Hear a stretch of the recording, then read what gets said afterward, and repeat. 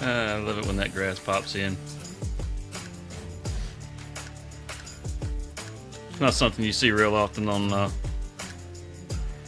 regular size maps, but the big maps, they load a little slow. 57 days. Just 57 days.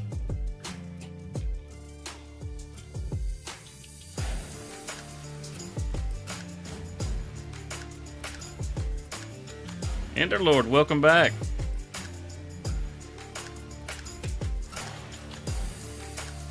Glad to see you're back. Glad to see you're back. Trying to get my thoughts straight on what I got going on here. Know we got some grass to cut. I've been rushing like crazy. The gamer, hey, how's it going?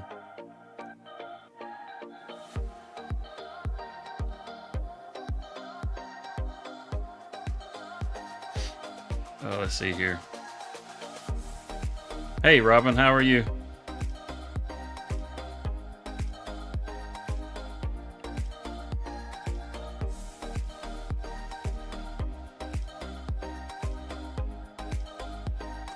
We're gonna go ahead and get this. Go ahead and get this going so I can get my thoughts together here. I want to set a course on it, just so I can get things moving.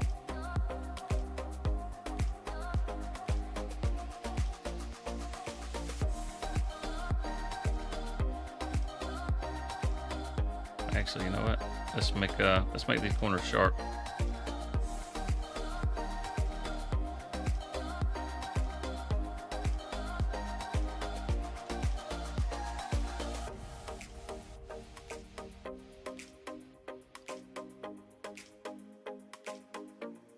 Yo!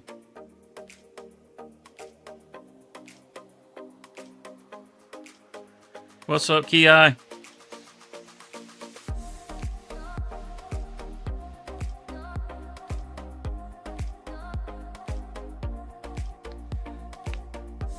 man. All right, let me get my thoughts. Let me get my thoughts going. I literally just woke up just a little bit ago. Had to rush to get the stream set up. I'm sitting here feeling all kinds of loss at the moment.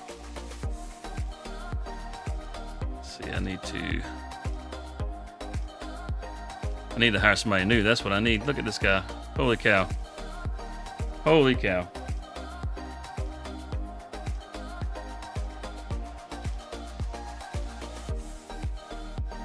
It's like, buddy, what do you got going on here? Let's drop that down, man. He's trying to get that corner nice and sharp. It's kind of my fault. I told him to do it. Sorry, we'll get it straight.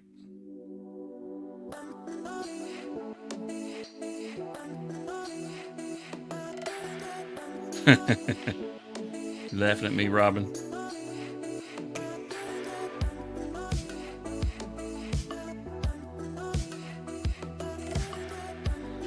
Whew. Anybody check out the fact sheets? See some of that new equipment that we got coming to us in FS25.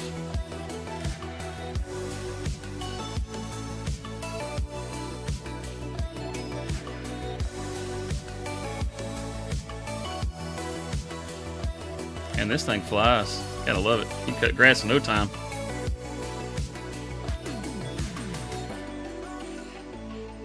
It's truly the king of mowers.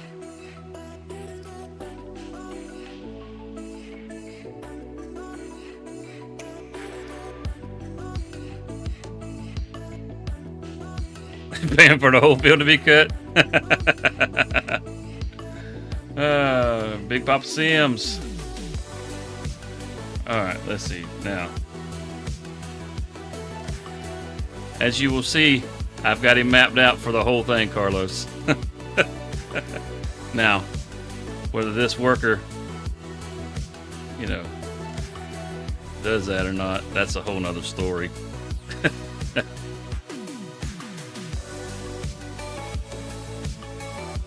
let's get rid of that.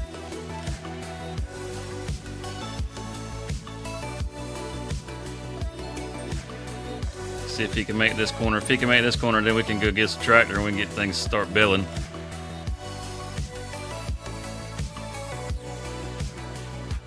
What do I play on again? I play on a PC. This is a this. Oh, look at that! He just spit in your face, Carlos. Do you see that? Look at it. Look at that. It's hard to find good help, man. It's really hard to. It's really, really hard to find good help.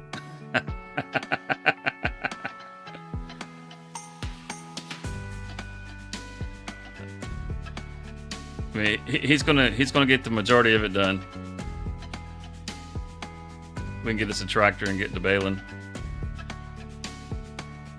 So I do believe we got us a square baler around here somewhere.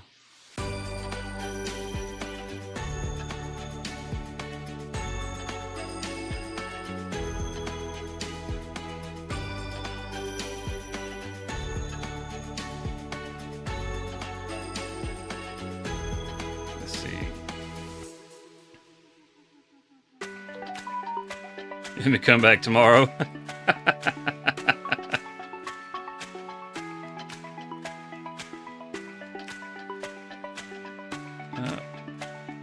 I could have swore we had a square baler.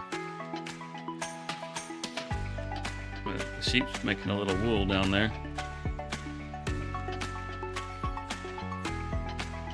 Hello, Enderlord. Hello. What in the heck has happened to our baler?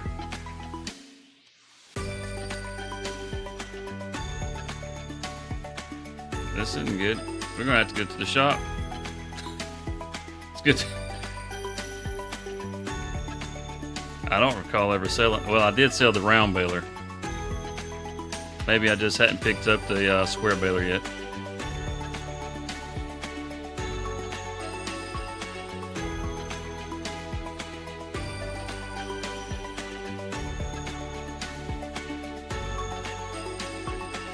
So we'll just head over to the shop.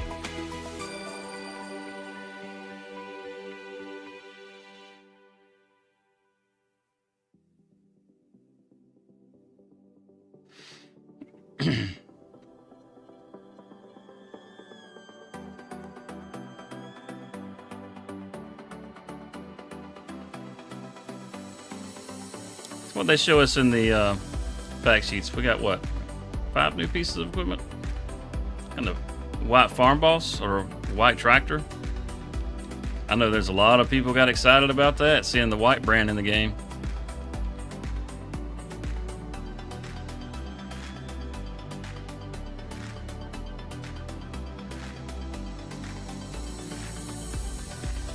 Oh, there's no. Oh. Yeah.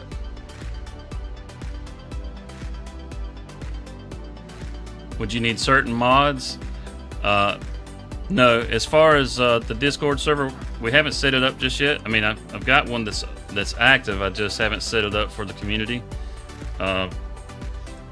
It's gonna we're gonna make it a cross-play server. So you know, anybody will be able to get in there. The mods will be straight off the mod hub, so there won't be anything crazy. That sort of thing. You know, that way anybody that wants to be able to join in there, they'll be able to join in there. You just need to join the Discord, and you can see where me and Leighton have been in there actually talking and trying to figure out what map we want to be on. And once we have a map settled and enough people that want to hop on there, we'll set it up.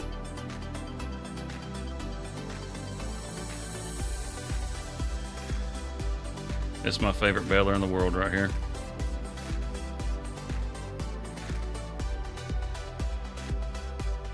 Love this thing.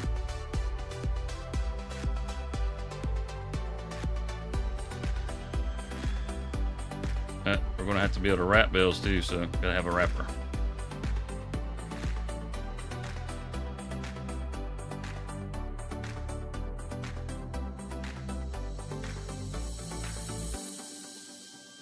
The Secret Service subbed. Oh, Lord, we're being watched. Let's see. These are... That'll do square bales. I don't want to have to load them in there. Let's just get us a...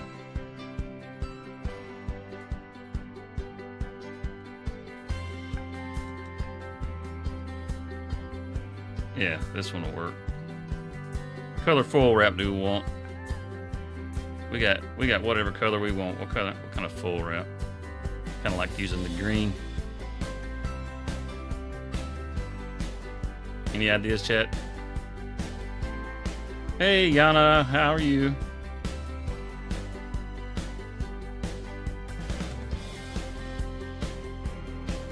Update the sub goal? Did I forget to update the sub goal? Figures.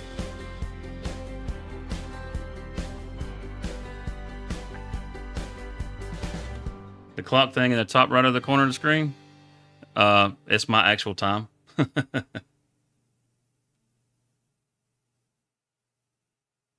No color, no colors? Okay. If you guys aren't going to choose, I'm going to choose a color. I like making these green bales. And we got enough to buy that too, so let's get that.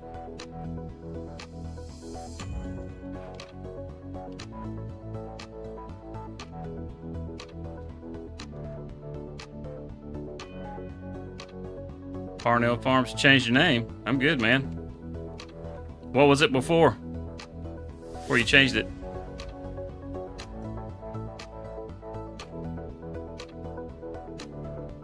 You can't play. You can play these games, Carlos.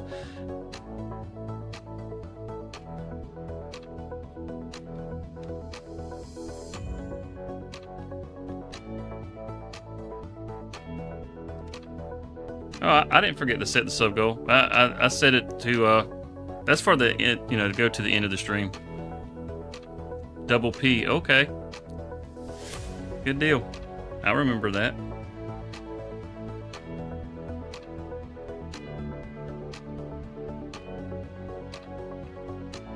I normally play this all the time, but I've been so busy trying to get things squared away with the behind the scenes stuff that I haven't really been putting a whole lot of time into the game here lately.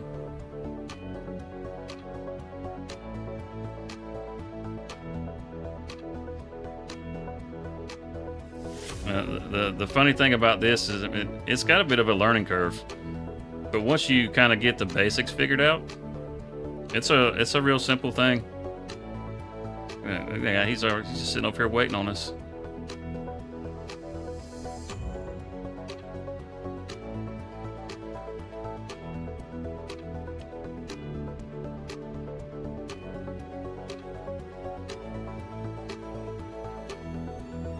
No, he didn't wait. Look at that. He's like, it's time to go to lunch. He just took off.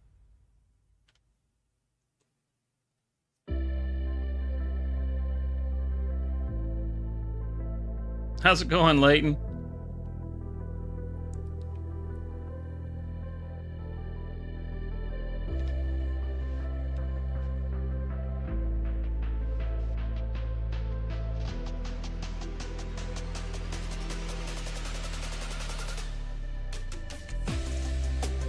All right, let's get this.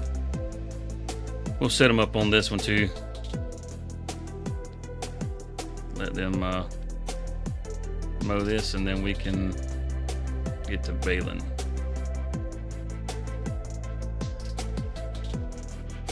Set them up on the first waypoint.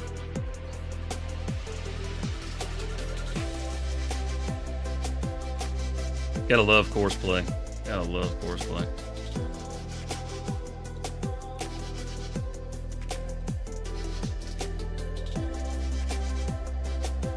Leave it just like it is. I can always come back and clean it up if I want to. It's basically as much as they're missing.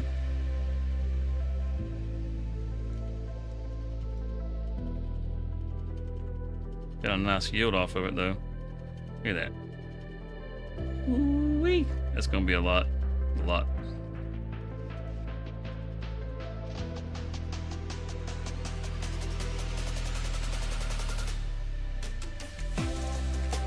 that baler or that wrapper we got. What size of bales can we use in this thing? We can go up to 150. Okay, just making sure. I like to make them a little bigger sometimes. Oh no, it's not gonna wrap these bales. Oh no, it won't wrap the bales. We definitely don't need it if it can't wrap them, because these are gonna be too big. Biggest it'll do is the 150. Good grief, I didn't even look. You guys didn't say nothing. Thanks, man. Why am I towing an airplane?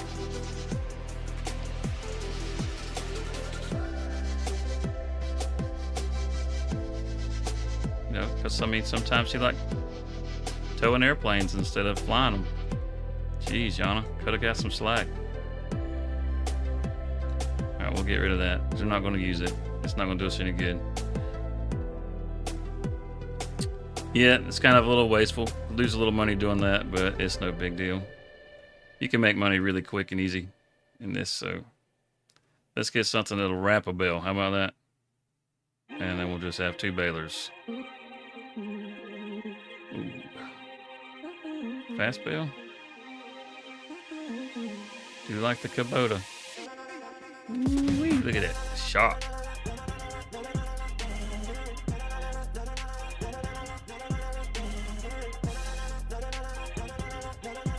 The ladies do like the beard.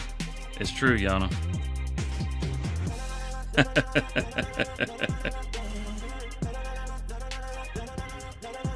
Okay, I guess we'll just lease it. Why not? We'll just keep a constant drain on our bank account.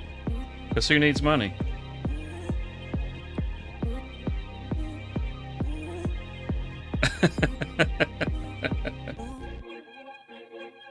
Get this folded up.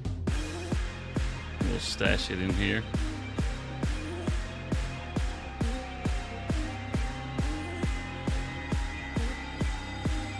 Oh, we won't stash it in there.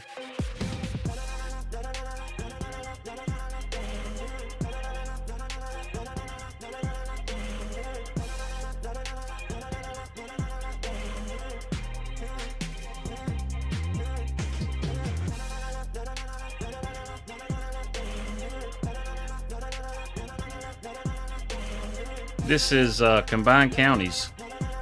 Combined Counties is a 4X map by Cavalier Roy.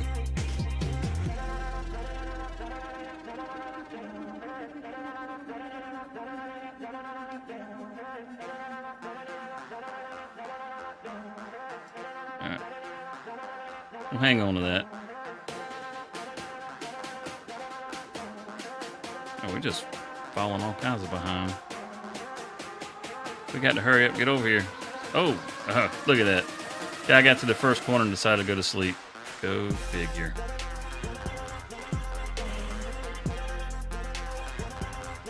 It is. It's a PC only map. It's a 4X map.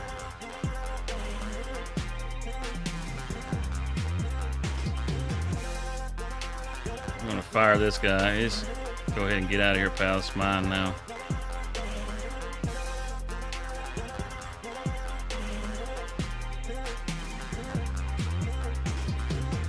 Yeah, it's a bummer, I know. But cool thing about this map is the guy that made this map actually made it from 4 of his previous maps. So if you're interested in playing this map, like the section that I'm on in particular, you can download Ebony Island from the Mod Hub. You see this? It's actually 4 maps combined into one.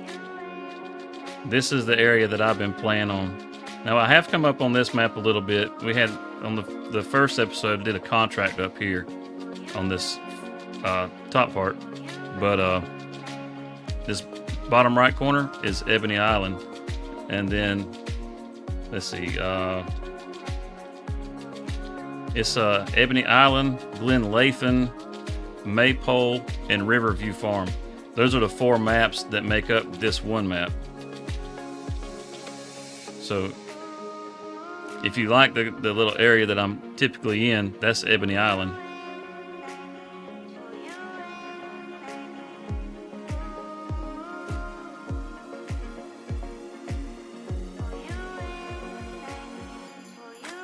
The Muppet of a Man. That was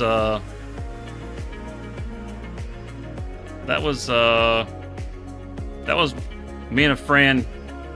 You know, that we wanted to make YouTube videos, and we like making just silly, stupid stuff. And we both enjoyed the Muppet of a Man movie, or not Muppet of a Man, but the Muppet movie. You know, when they redid it with Jason Segel, and we decided we wanted to make a music video.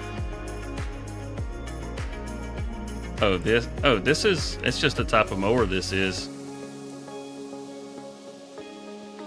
But yeah, I mean that's really all that really was.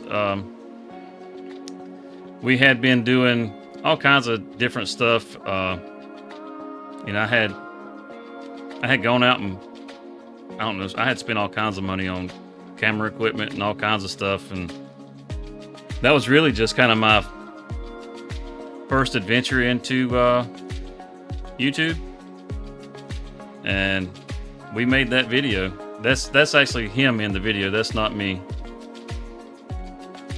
Oh, I don't want to do that. Where's my getting off point? Right here.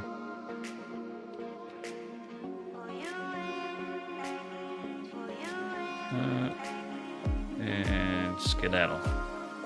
Maybe he'll cut it right now.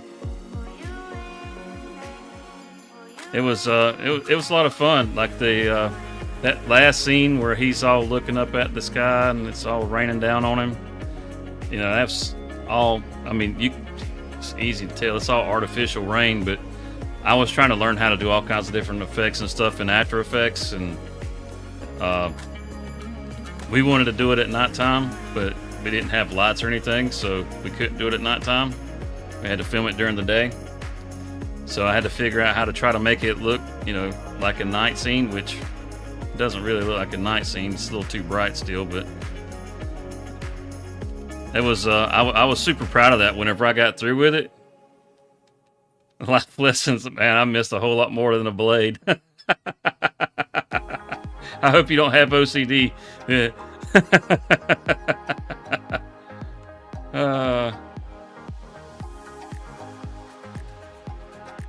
We'll get this stuff baled, and I'll get back and get it cleaned up.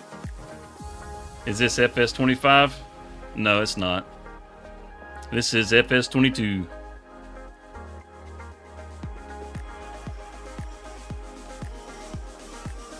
Yeah, it's always been a little bit of a passion for making videos and stuff.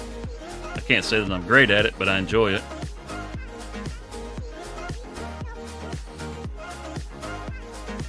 It was actually entered into an indie film contest, and everything in that video we did ourselves, you know, 100%. And when it got submitted, they said that we did not make that video, that we had cheated, and they disqualified us.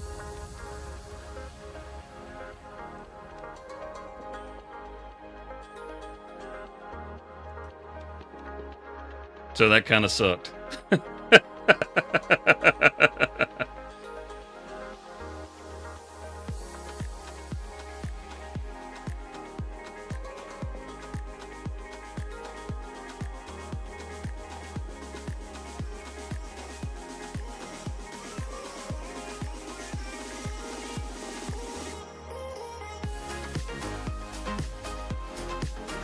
Why did they say we cheated? Man, that was 12 years ago. I don't even remember. I know it was pretty heartbreaking. It literally took me an entire week to edit that video. I edited on it for about 8 hours a day for a week straight, on top of going to work for, you know, like 60 hours a week. So that was frustrating. Yeah, it's got plenty of. I mean, it wouldn't have won but it was fun to do. All right, let's make sure we got the largest size bale, because I don't need no teeny bales running around here. Oh, we just got one size with this one. That's all right. This is a fast bale.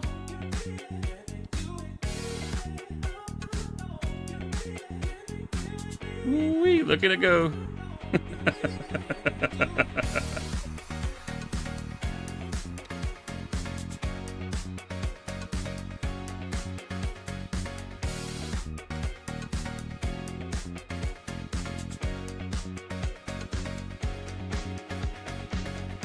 I thought I turned the auto drop on. There we go. Oh, I forgot to change the full wrap. Son of a gun.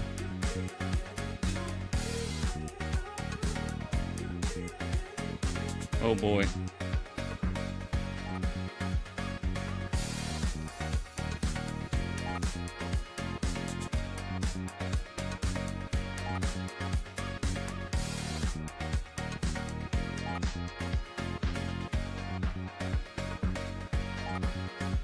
This is gonna take forever. These little tiny bales. Oh, man. Do we really want to do that? I don't think I want to torture myself like that.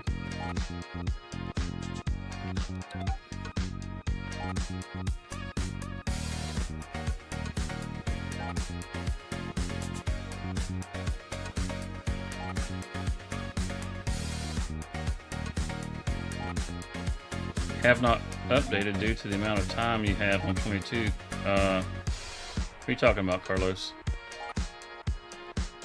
US or UK maps? I typically like the US maps. This is a UK style map. It's probably I've probably spent more time on this one than I have any other UK map. I find the UK maps to be just a little cramped. I'm sure you guys are probably used to it, but it's not something I'm used to. I'm used to, even in the little country farms that we got around here, there's room to move around. I'm gonna get at least a couple of these done. That way I can make a trailer load.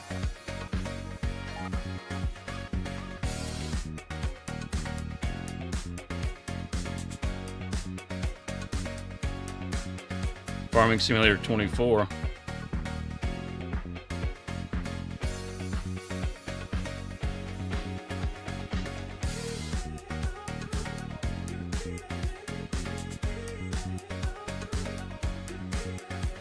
I think I missed something, Carlos. I'm so confused with your comment, man.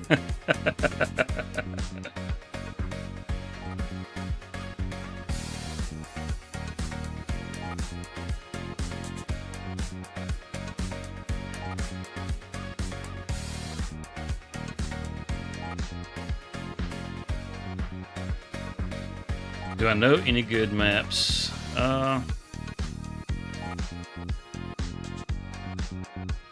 Oh, yeah, there's a bunch of good maps. You on console or PC? You're on console, right?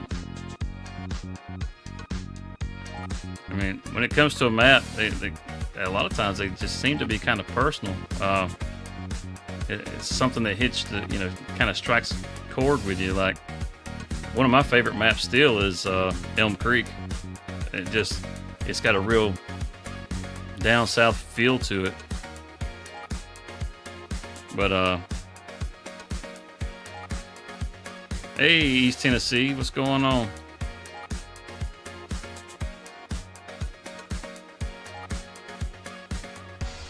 You guys been getting a good bit of rain, hadn't you?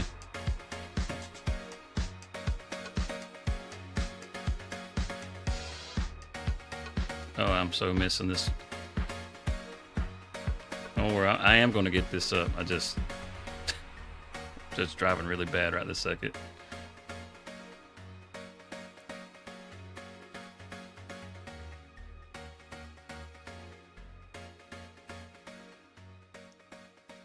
But let's see, what are some good maps for console?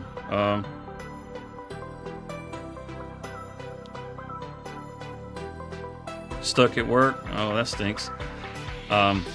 I've actually been trying out some of the South American maps here lately, and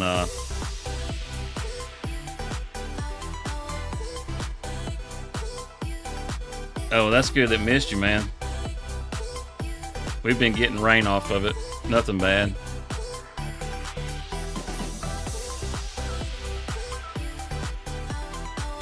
Not that we were ever really worried about it to begin with. Let's see how many bales we got so far. 10. Let's get 4 more. It was just a category 1. I mean, that's that's not really a hurricane.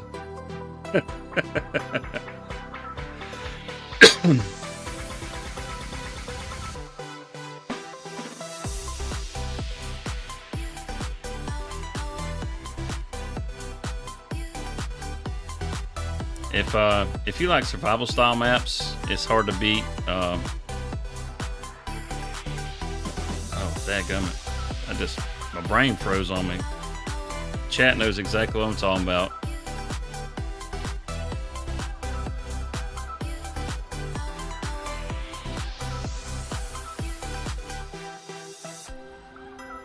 Yes, I need one more after this, right? One more? Yep.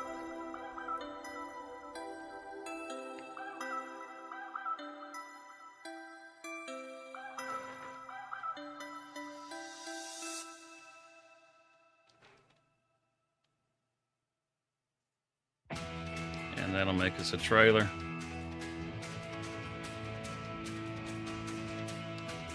Sushi rolls. Oh, I thought I had enough to kick it out. It just kicked over.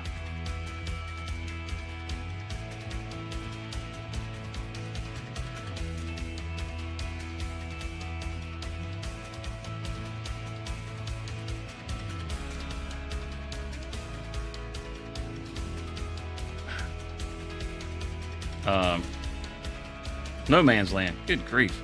Yeah, so No Man's Land, if you like survival style maps, is actually a really great map. I'm trying to think of maps that are on cross play, and I'm having a hard time pulling them up. I'll play a lot of PC only maps, but what was it? Los Banderantes. It was a South American map. That's one that I've been like as something I've just been spending time on just myself. I've been playing that one. It's a pretty cool map. And then there's another one we had in the Discord that I mentioned. I haven't played it yet, but it looks like it'll be a really good map. It's another South American map. But they've actually done the floatable rice paddies and stuff like that on there, so you can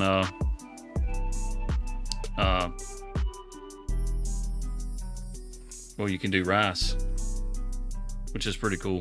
And that's a crossplay server or a map server. Good grief.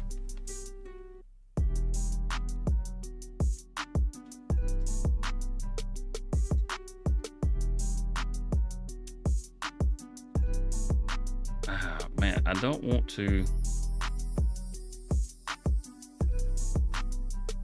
get rid of this. I really want to make it into silage. I need a place to store it. That's the main thing. If I stored it.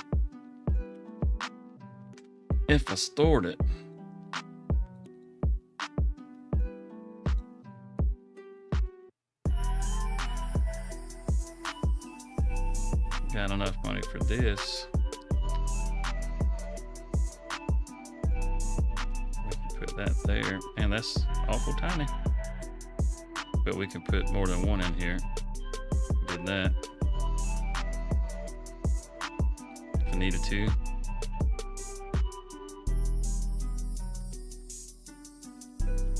Now, what about silos?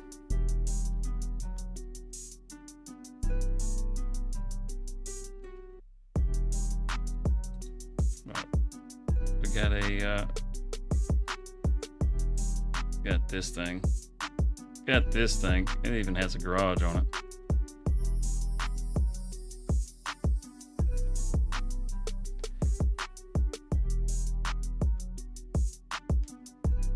All right, let's see here. Do we even got anywhere we can put this? Because this will work.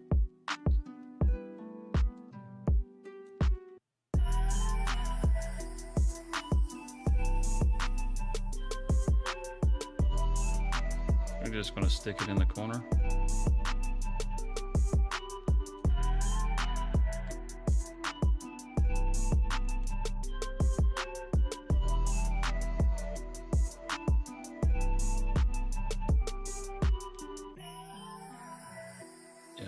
That'll work like that.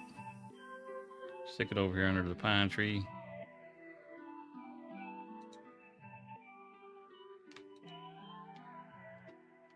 There we go. Oh, I about stuck it in the pine tree. Yeah, let's do that because we got a forage harvester. We can take and we can dump that in there.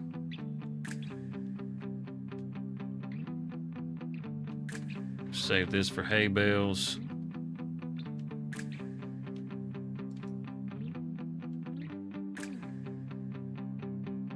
We'll need a few bales, so we'll keep that for now.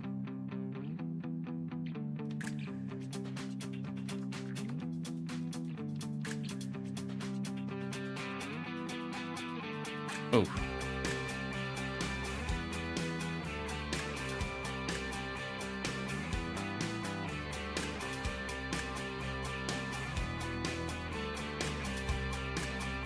Or some other maps. See what's some that I've played on that I think are really good. I'm not looking where I'm going, y'all.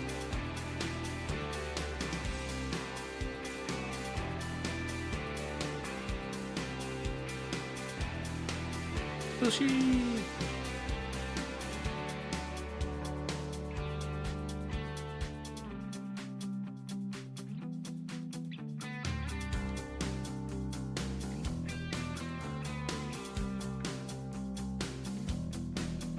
Frankenmuth was a good map. I enjoyed that one quite a bit. If you like, if you don't like maps that have the crazy round fields and all the different shapes, Frankenmuth is a good map. You have some pretty rectangle fields on that one, but they're good size fields, so it's easy to make money. The fields with smaller, or the maps with smaller fields, those are the ones that are the hardest to make money on, because you just don't make as much from a harvest, so your progression is a lot slower. But if you have maps with decent sized fields, you can progress a little quicker. So Frankenmuth is actually a pretty good one. Court Farms, if you like UK maps, Court Farms is actually a really good map. My biggest problem that I had with that one was how tight the main farm is. It's tight. I mean, you really have to wiggle around your harvester to get it out of the shed. It's so daggum tight on that one. I was hoping I could clip that just right. I guess not. Oh, damn thing's got turn. Oh, I hate when the wheels turn on the trailer.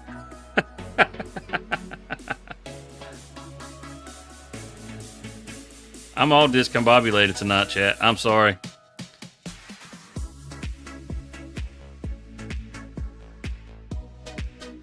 I'm just having an off night.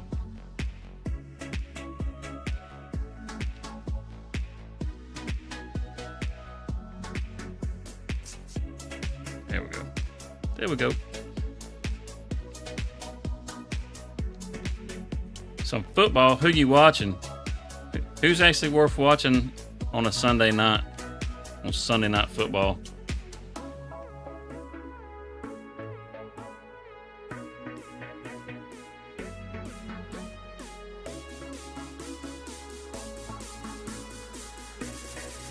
I haven't watched any Pro Ball in a while. I did watch them dogs yesterday, though.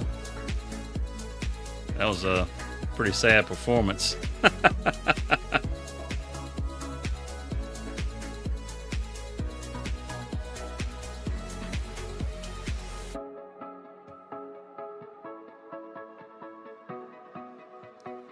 Any football fans in the chat?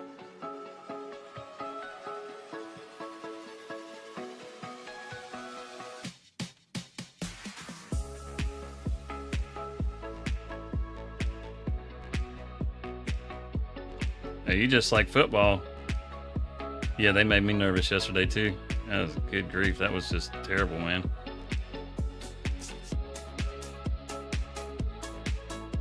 I was not expecting that game to go anything like that after Kentucky played South Carolina last week.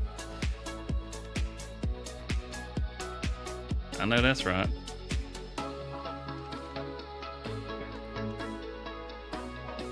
You know, the way Kentucky played last week against South Carolina, they showed up. Their team looked like it was in a disaster, and they needed to make a lot of adjustments. And it was just like, oh, geez, you guys are going to have a bad season. And they showed up. They showed up and showed out. Vandegrift did a pretty good job, you know, which was nice. I mean, you know, he's a former Dog. I don't blame him for leaving. Personally, if I was him, I would have left the SEC because I don't think Kentucky's going to be the team to really carry him where he wants to be career-wise, but, you know, if he gets there, cool.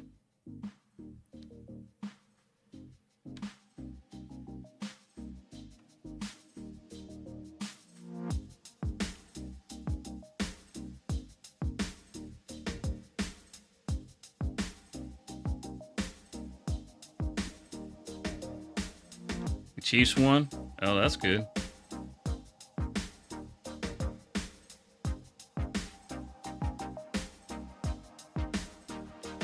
You're a fan of oh dang it! I told you I don't watch a lot of pro. What's his name? Mahomes. You big Patrick Mahomes fan?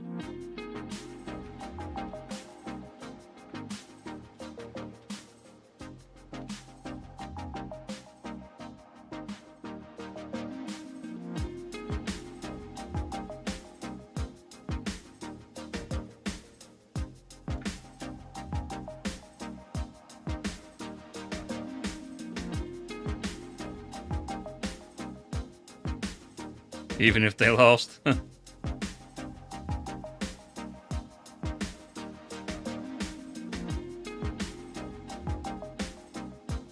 right, come on now.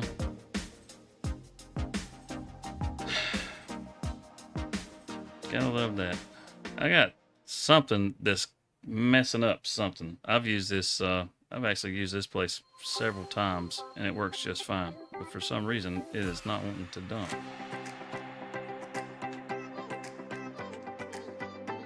That's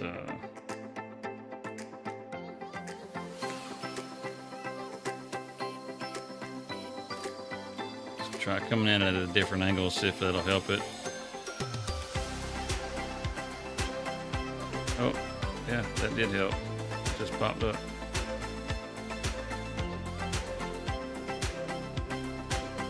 Okay. That's strange.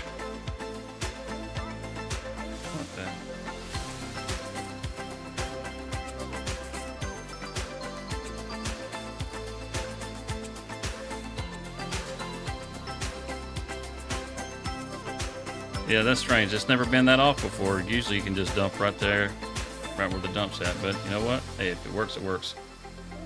My home is what I call him. My homie.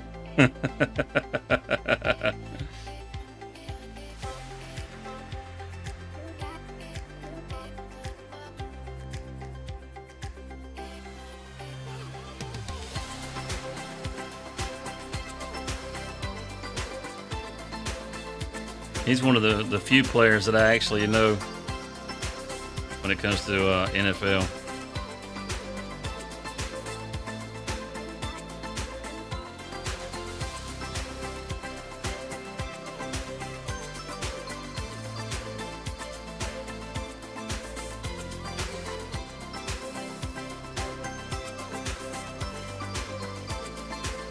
Oh man, man, oh man.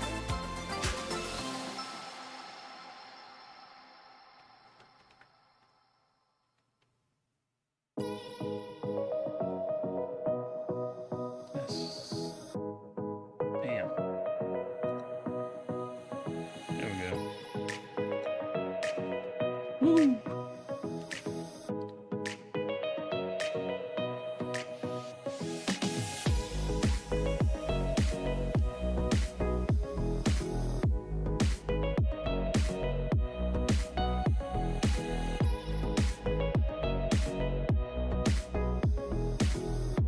In your background, are you doing some farming too there, Layton?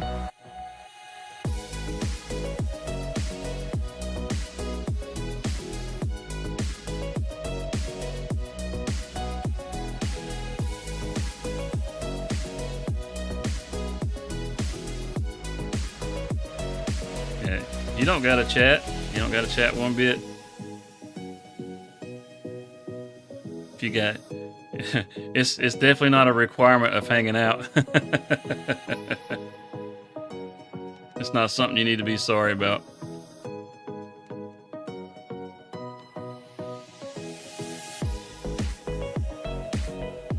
Finish getting this up. We'll dump this back in there. Then we'll be able to go get that over there. In the other field, we get the worker started on the last grass field.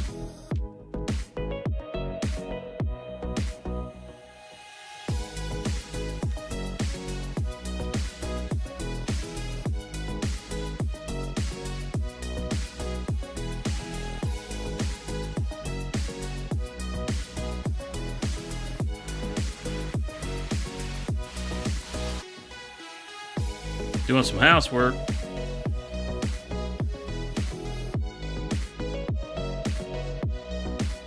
That's always a good thing.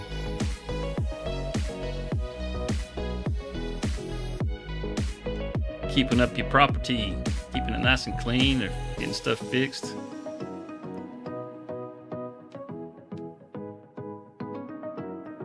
Hey, no problem, Kay.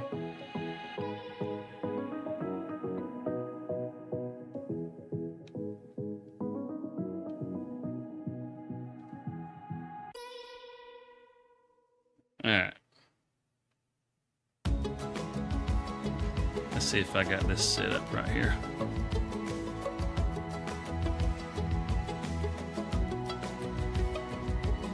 So can I set up? Oh, no.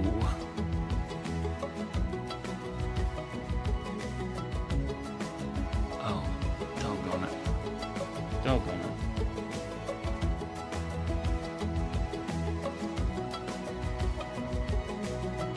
Let's see here. Let me get this. Man. Have you guys... Where's it at? There it is.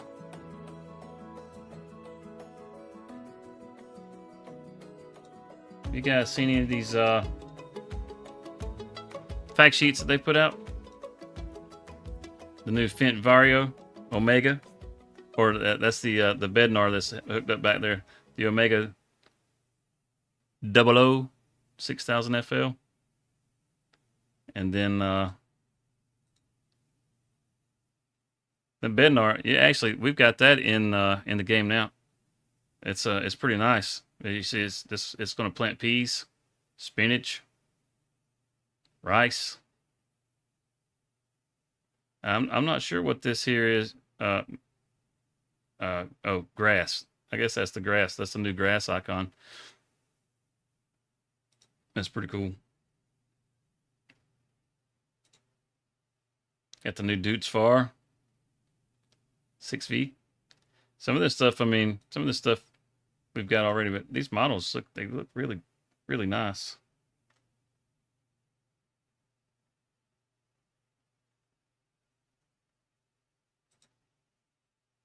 And the JCB. We don't have a JCB front end loader right now, I don't think.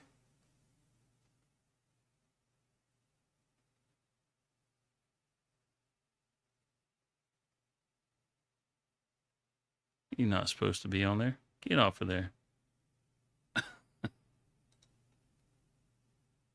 But the thing that's got everybody's tongue wagging, this thing right here. The white Agco. I've seen a lot of discussions going through the discords. A lot of people are super excited about this tractor. Great thing is, it's only $58,000. You can get it up to 225 horsepower, which, I mean, it's going to cost you more than that. But still, 160 horsepower for $58,000. That's a good deal. That's going to be a workhorse. That's going to show up on a lot of farms. And you got this merger, which is kind of like a windrow. We've got those. I'm not sure if it's the Anderson brand. I think it is. Well, no, it's a different brand. We have the mergers in 22 right now. Those are pretty cool as far as windrows go. But look at this. We're getting a big boy from Case. Getting an 11 series. 20,000 liters capacity on this harvester. That's nuts. So that's going to pair up real nice with that CR11 that New Holland's going to have. We're going to have, the one that the gold edition.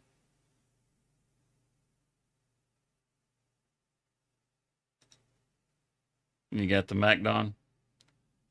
If you're wanting to windrow your crops, it's going to cost you $170,000 just for the tractor itself, not including the header. But check this sprayer out. It's a new brand, the Agrifac. That's the strangest looking sprayer. A lot of times whenever you got them like this, they sit up higher. This thing sits down so low. So you can straddle your rows and stuff. But kind of like this Great Plains planter here too. That's neither one of those are great pictures of it. But there is a picture that actually shows that really good. It's got a good capacity on it for such a small seeder, which is nice to see. If you're into the older John Deere, 3650.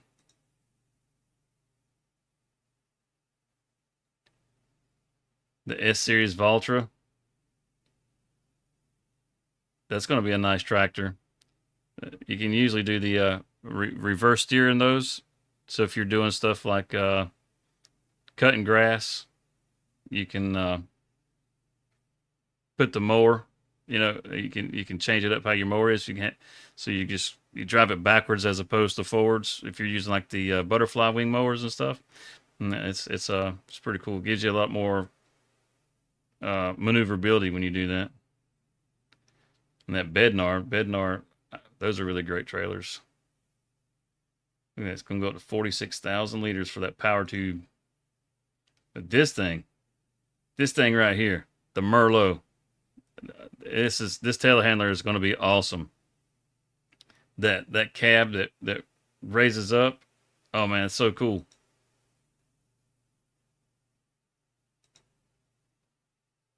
Wait. Did I get that wrong? Is that the wrong one? That raises up? Is it the other one? Isn't there another one? Nope, it's the Merlot. Okay. You got your spinach harvester. That front end, that thing's pretty cool. It's like a vacuum. You drive over the spinach, it actually picks up the crop. Like it lifts up the leaves so that it can chop them, so it doesn't like cut the leaves in half. You get the whole leaves. That's a super cool piece of equipment. And then the Iseki. We had what, one in 22. That's it.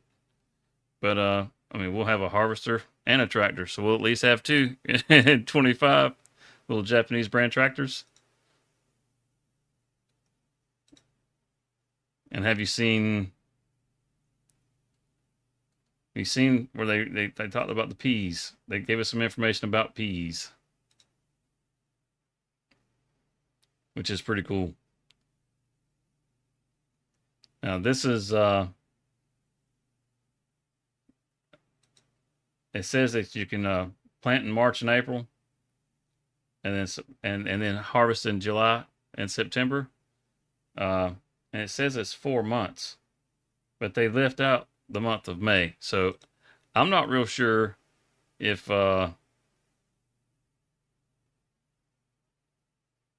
it's going to be a 4-month crop or if this is actually going to be a 5-month crop. We'll have to just wait and see on that one. I think there might be an error somewhere. Just looking at it, it looks like it's going to be a 5-month crop just because of the way the calendar goes. It just happened to leave out May. So there's that. No big deal. Anyhow, what's the mod? I'm not sure I'm following you as far as which part are we talking about? Which mod?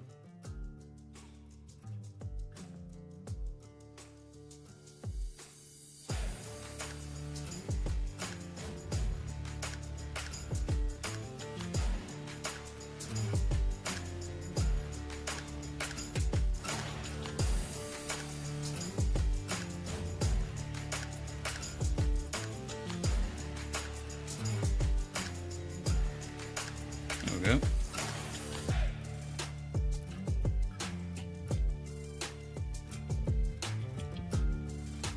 I can't wait for 25. I've been planning on. I actually tried that map out. I can't pronounce it. That's Spakawa, or however you say it. For the last couple of weeks. Yeah, I've tried that one out. Seems like a pretty good map.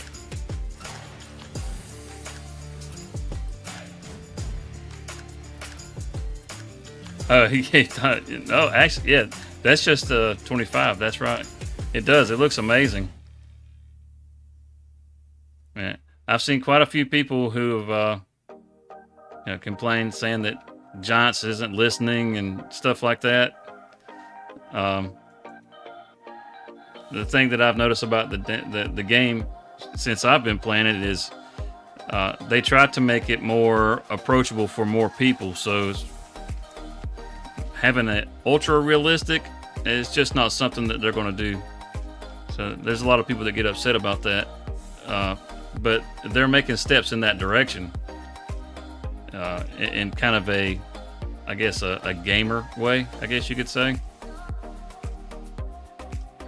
I mean, let's be honest. I mean, do you really want to have to do every single step that you would have to do on a farm? I mean, I don't. It was starting to feel like work. Yeah, it is. It's a Polish map.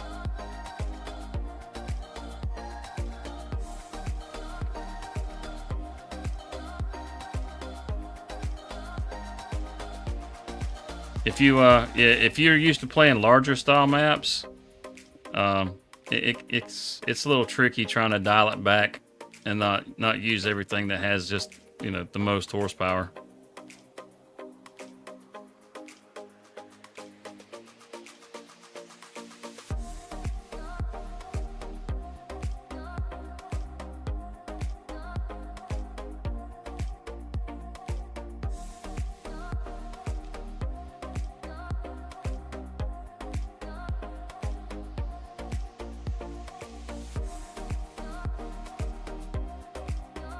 And it's being extra touchy right there.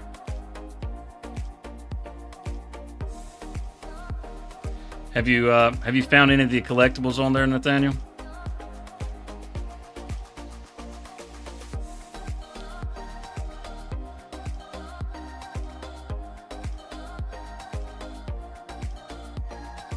They've got some pretty cool collectibles on that map.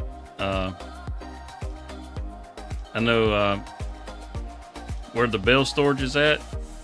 If you're driving from that farm in the middle and you're heading back to where the bale storage is at, whenever you get to that little fork in the road and you take the little trail off into the trees, there's a little trash bag laying over on the left side. It's one of the collectibles.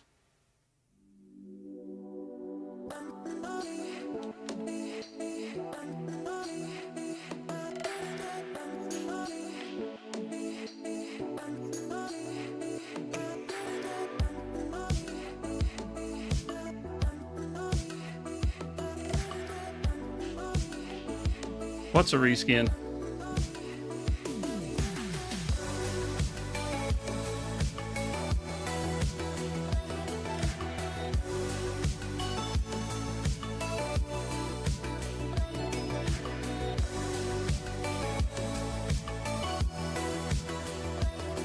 Oh yeah, there are a lot of people complaining that it's just a reskin.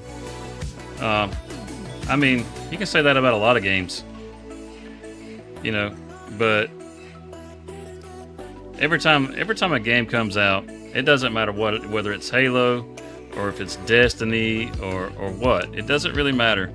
When they release the next version of that game, there are certain things that are improved about that game that make it most of the time better than the game before it. You know, you may not necessarily like the changes, but there's always improvements, whether it's to the engine to make the game, perform better. If it's just slight visual improvements. But as far as like radically changing a game,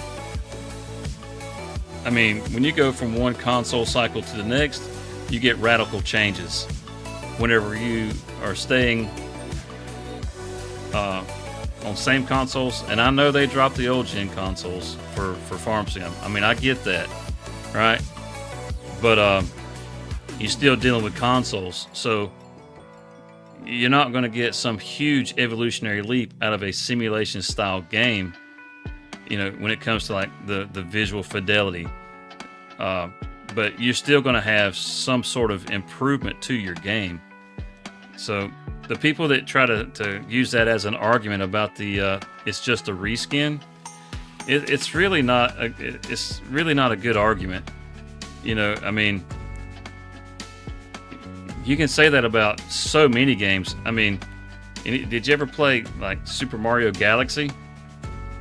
I mean, game's awesome, right? Well, did you play Super Mario Odyssey? You could say it's just a reskin. Odyssey was an awesome game all on its own.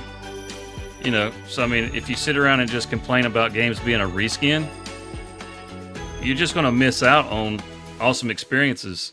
If it's something that you enjoy, like I enjoyed the hell out of Farm Sim. So I'm not going to, pass up on their next offering that's going to offer me more ways to do things.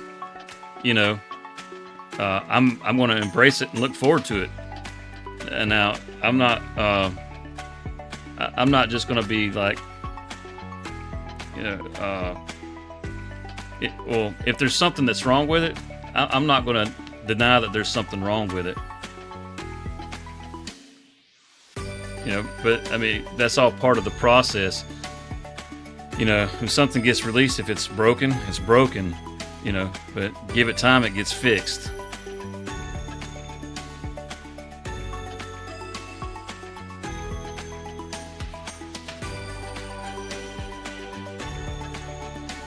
You haven't found any of the trash bags yet? I kept seeing that one trash bag. I kept riding past it and I was just like, I wonder if I can get rid of that trash. It's really bugging me. Well, I was going to see if I could delete it off the map or something, and I happened to just go over to it, and it was a collectible. I was like, oh, that's great. That's hilarious.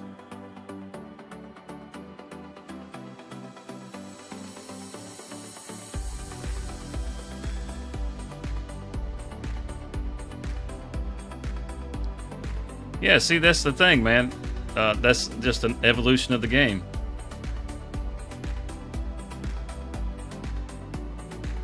I'm hoping that you guys get 4X on console.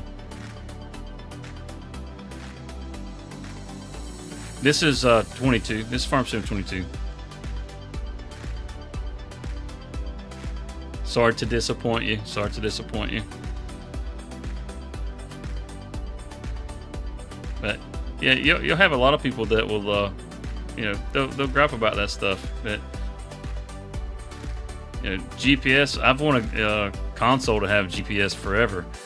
There's a lot of you guys that play this game, and if you want to do multiplayer, you got to give up some of those creature comforts, that you get used to playing on PC, and GPS is definitely one of them. You'll have people say, "How do you make such a straight road?" And it's like magic. It's GPS, And the GPS, from what I've seen on 25, it actually looks really nice. It looks a lot like the guided steering mod on PC, or everybody calls it the GPS mod, but it looks a lot like that. It works in a very similar fashion. Now, I do hope that modders will add some more functionality to it, and I hope that will, because GPS is in the game, I'm hoping that consoles will be able to use that too, because as far as the guided steering mod, there's a couple of things that you can do with that 25 doesn't have built into their model of it, but it looks, even still, it still looks super easy to use. It kind of looks like a combination of the guidance steering and crossplay, because it does the course. I like that it does the course. That's going to make the AI workers so much better. So much better. I almost never hire AI workers unless I'm using courseplay with them.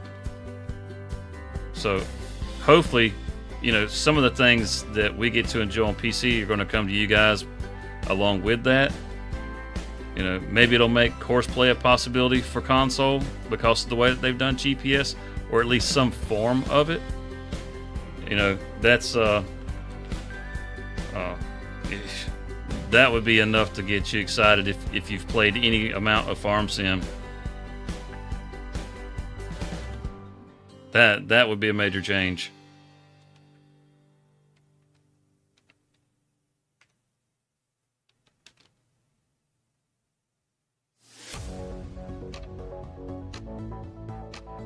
Yeah, as far as GPS goes, it's as simple as you just pull up on the field, like I'm pulling up right here.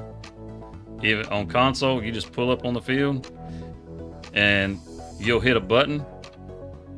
You just tap it, and it locks onto your course. You'll see it'll go green, and as soon as it goes green, it's locked in. You just hit the gas and drive. You don't have to worry about steering.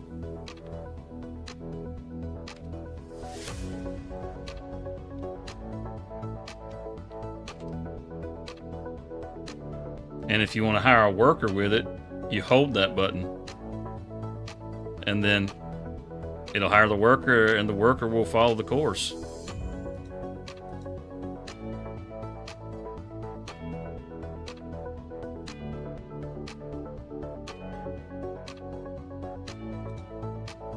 So, that'll be pretty cool. You won't have to go through all this here. It's a like I said, it's a simplified version of courseplay, basically, when it comes to your AI workers. But now, what I like about this is, like, when I'm cutting grass, I like to turn my headlands way up. It keeps them going in a circle instead of going back and forth.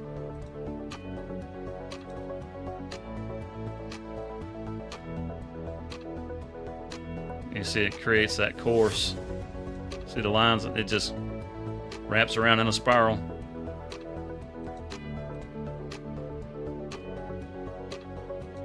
Send him on his way.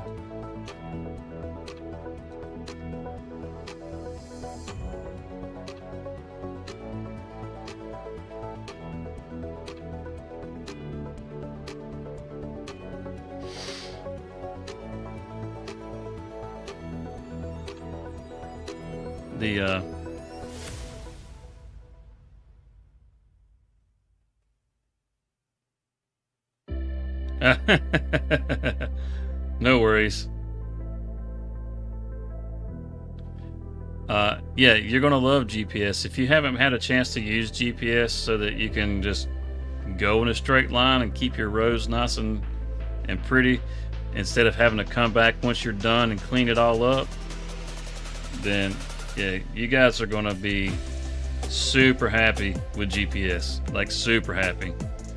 But you see how the dirt's accumulating on here, and how the paint, I mean, the tractor looks nice, right? But there's no real gloss shine to it. You know, you're going to be able to see, like, you'd be able to see the reflection of the bushes and stuff in the paint.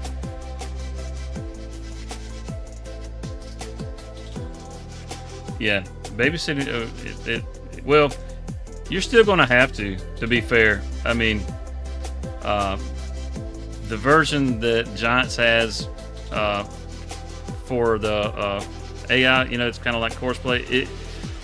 It's not as robust as Courseplay. But that being said, I mean, you still have to babysit your helpers even with Courseplay. I mean, if you saw me earlier, I was having to straighten the guys up because they were getting hung up in the bushes. So it still happens. It just won't happen nearly as often. If it was something that I was overly concerned about with the worker getting hung up on Courseplay, there's things that I can do to change the behavior. I just wasn't that worried about it because it's a real easy thing to just straighten him out.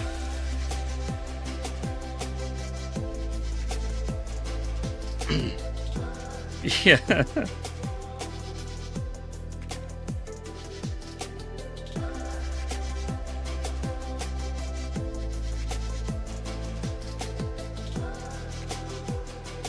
The best thing is about, I mean, as far as the Courseplay goes, is you don't typically have them just giving up on you. You can, like I said, like if I was harvesting this field, or not me, but the AI was harvesting this field. Hello, Red Tractor Farms.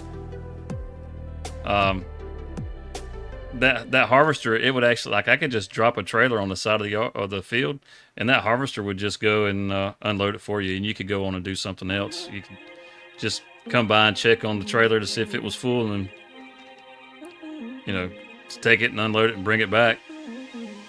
It just makes things real convenient. Now, I kind of doubt that's going to happen in 25. If it does, that'll be awesome. That's why I'm hoping that the modders will do some things with the GPS in 25, because there's just so much potential for console on 25 compared to 22. So much potential. It is if you're on console, it's definitely going to be a much better game than it is currently. All right, my opinion.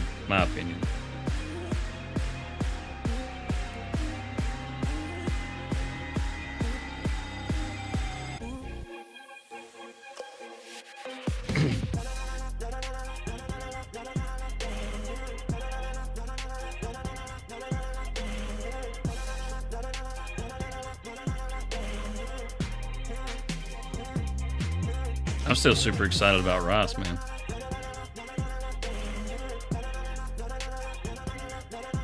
And it's all because of that silly little rice harvester.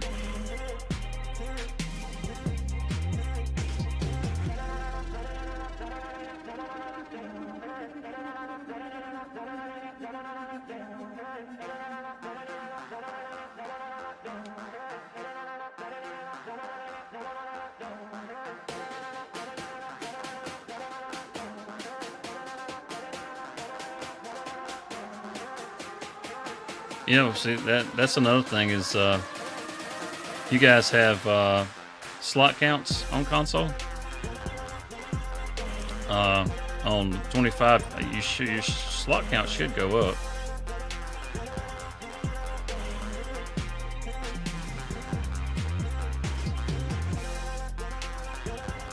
Oh, go ahead and say it. What are they not bringing back for consoles?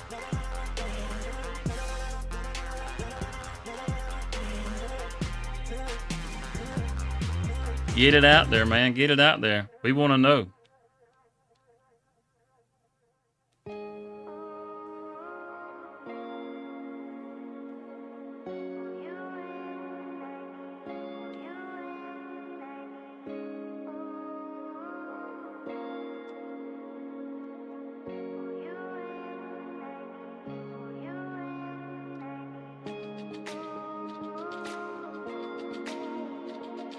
Well, yeah, like, I mean, if you're talking about they're not bringing it back for like the PS4 and was it the Xbox One? Yeah, I mean that's a good thing. It may not feel like it for some people, but the older consoles are just they're part of why the game hasn't evolved any more than it has. So by taking that out, then it's going to be able to move forward some more. Just for FS25, I can't say I blame you, not one bit. If I was on console, I probably would have done the same thing. I've done it for single games in the past.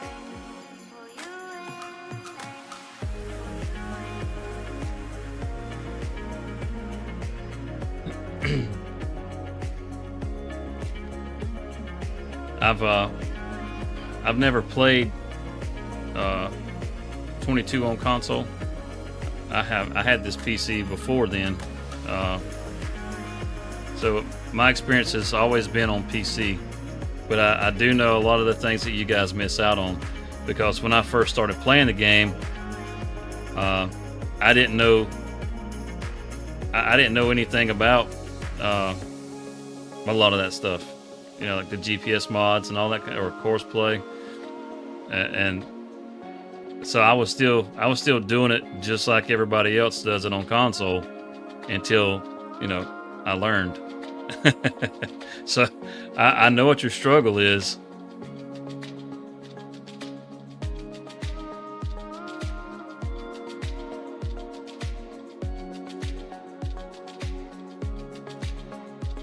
See, Leighton, I think this one's done had a heart attack. We're gonna have to go check on him.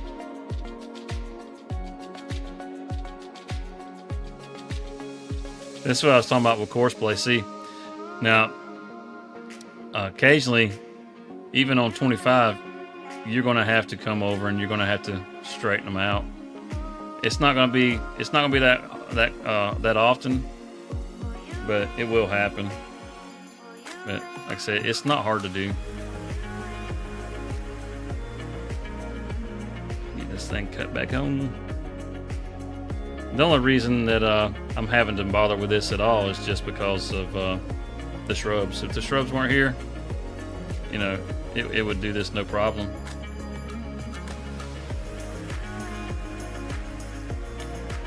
You have a PC? Do you? Let's see. You use a wheel, or do you use a controller? Keyboard, mouse.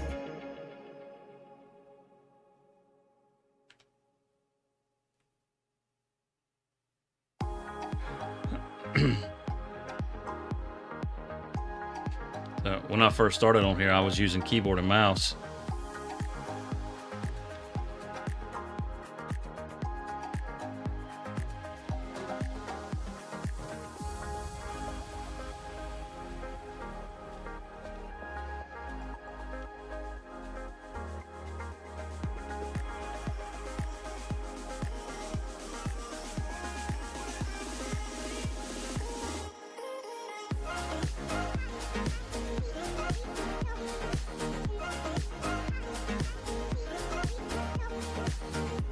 And controllers sometimes. So when I first started, I was doing just keyboard and mouse, and whenever you turn, you're always getting that kind of like, I'll do some keyboard and mouse right here. You have to kind of keep just kind of tapping along, or if you hold it too long, it gives it all that jerky motion. Or if you're driving down the road, it's real easy to just really wrap yourself up, or it is for me because I suck with keyboard and mouse. I just found it so frustrating, so I tried controller, and with controller, I had been playing controller for the longest time, but it just seemed so overly sensitive when you're trying to make little adjustments, and it was so hard to just keep things in a straight line. Eventually I broke down and I got a wheel, and I gotta tell you, if you put a wheel on Farm Sim, it completely changes this game.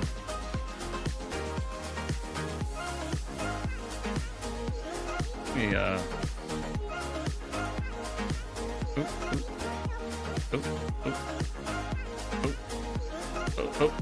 go.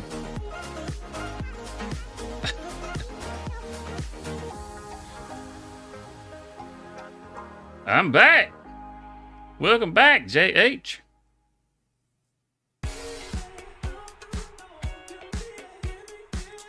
Yep, wheel on ATS is great. If you have something like the side panel, it'll work on ATS, so you can set it up for your parking, like your parking brake and all that stuff. It's nice.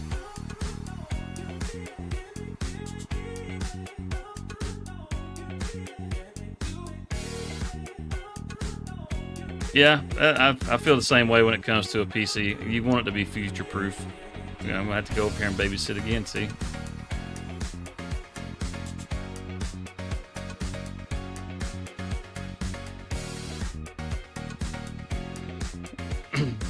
Sometimes it's like that. It just depends on the shape of the fields.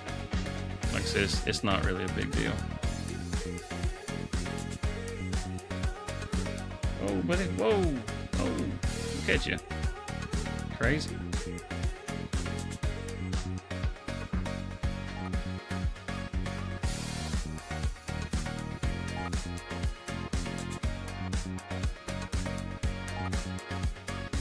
We'll just do it like that. Should be, yep. They might get hung up on that last corner, but they should be good.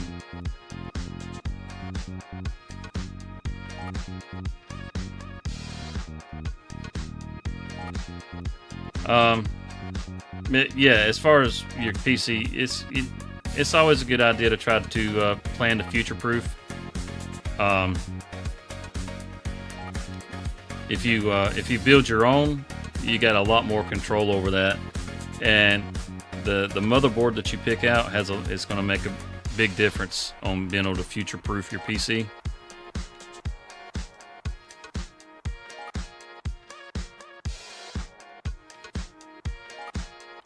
Figuring out whether you want to go Intel or AMD, that's another big thing.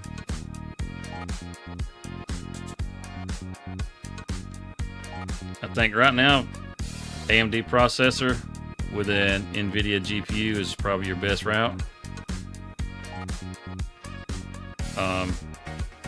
But it all comes down to what kind of preference you have. Okay, if you're thinking about wanting to get into doing stuff like streaming and that sort of thing, you definitely want an NVIDIA card.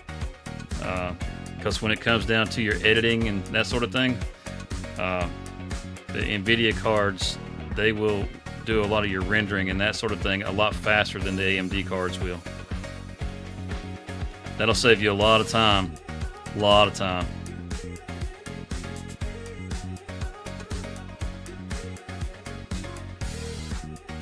Do I have a New Holland? I do. I actually got one sitting right over there in the garage.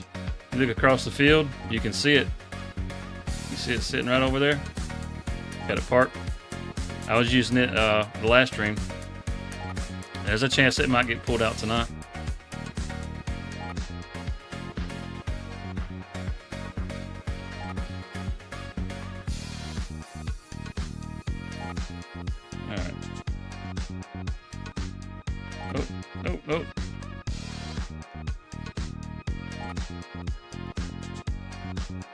So see where it merges back in. We'll set them off right there.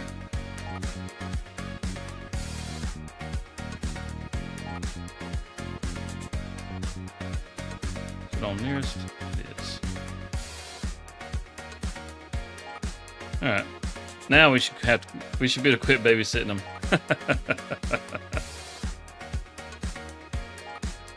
Like I said, a lot of it comes down to the shape of the field. You know, if the shape of the field is friendly, your GPS or course play and all that stuff, it works great.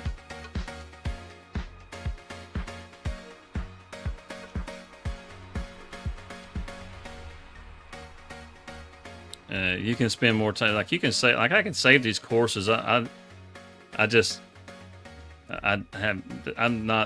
that big on saving courses. It's so easy to set them up.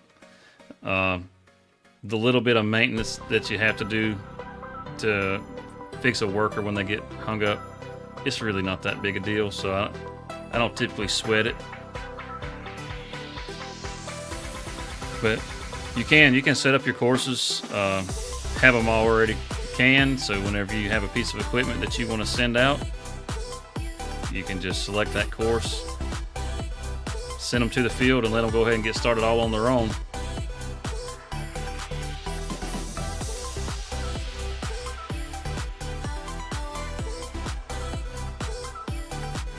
That's kind of the nice thing about course play. So hopefully with the GPS mod that they're putting into 25, that's something that becomes a reality for the rest of it. You know, actually be able to do course play on console. I don't know why I'm looping around, I'm full.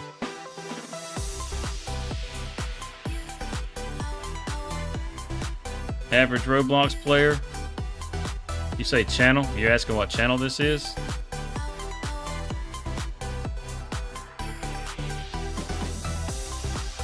Desert Ox Farms is the channel on YouTube. It's also on the new CR11. I think having an 11 series harvester is going to be awesome. Just like Case is going to have their 11 series. You know, I mean, that's 11 series combines. I mean, that's as big as they get. That's those are the new kids on the block at 20,000 liter capacity. That's as far as like base game kind of stuff goes, that's gonna be awesome.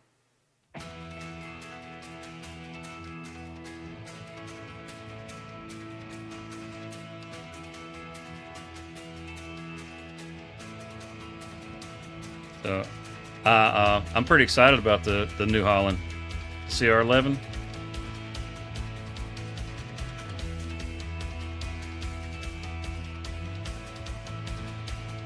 Man, I'm excited about all of them.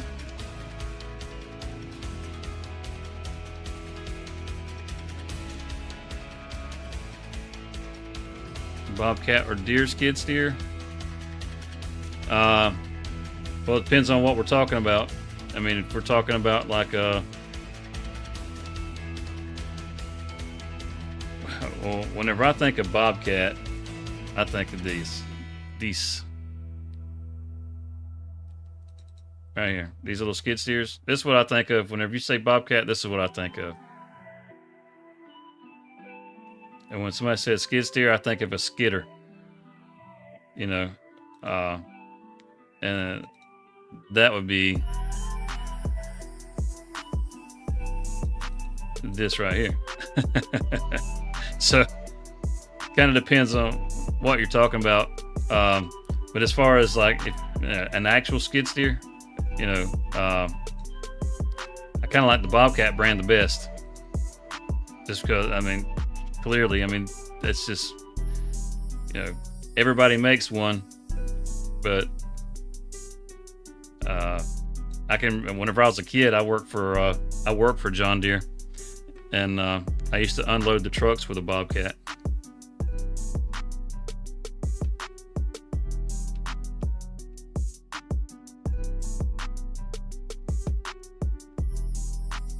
So whenever, it was what's that? So whenever just I don't know, just growing up driving that Bobcat, unloading those trucks, it was a lot of fun. I enjoyed it, and just everything's been a Bobcat since then.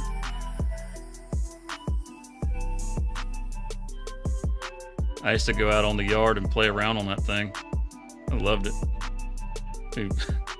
Getting it to tip up on the front two wheels, just walking it around, or getting it to pop a wheelie and trying to walk it across the yard.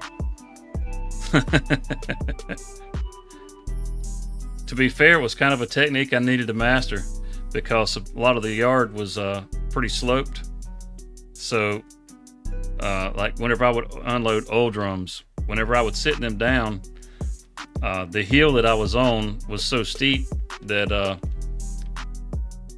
once I set the barrels down at the top, I literally had to kind of walk a wheelie out up from under it backwards.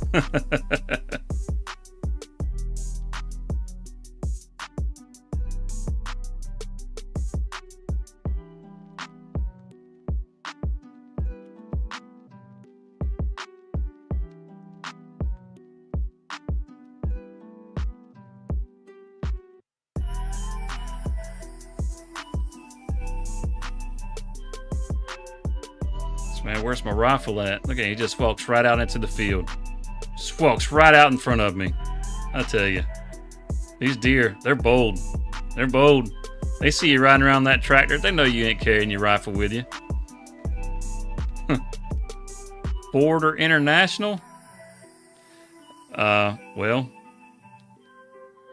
to tell you the truth, as far as tractors go,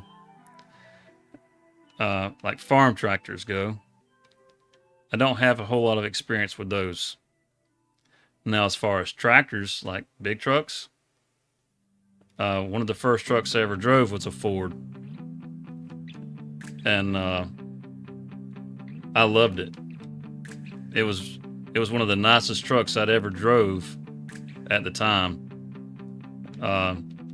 It actually had power steering, and that was nice. The Internationals that I've driven, they're on par with like a Freightliner. Other than that, aside the fact that I think the Freightliner is a much better truck, International seems to have too many electrical problems. So I can't really say about the farm tractors. I mean, well, I guess I kind of can. I do like the Ford tractor better than the International.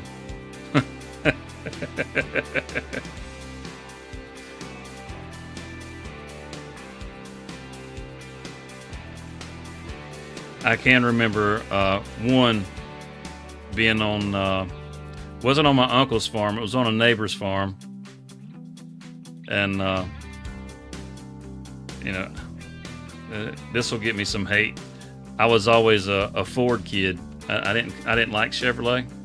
So seeing a Ford tractor, I was like, man, that's awesome. Nowadays, I don't really care whether it's a Ford or Chevrolet or what.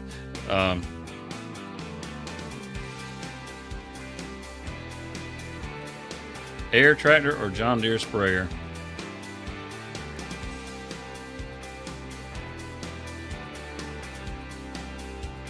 I can show you right here.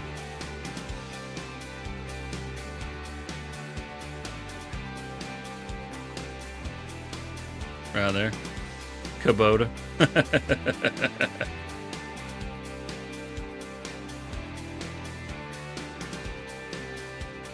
As far as the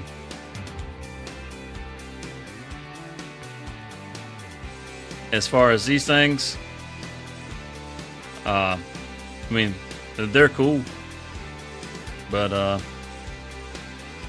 they're just a little too expensive whenever I can do the same job with a tractor.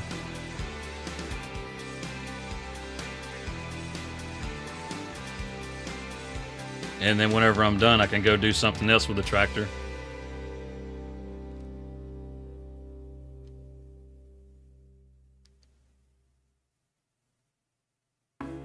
Did I miss it? I did miss it.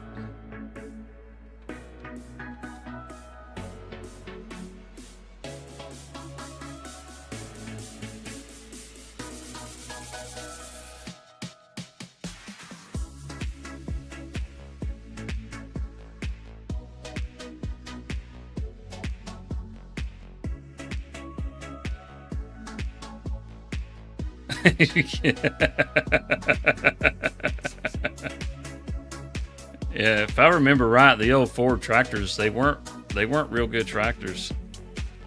Let's try this again. There we go. I'm gonna get right up in there.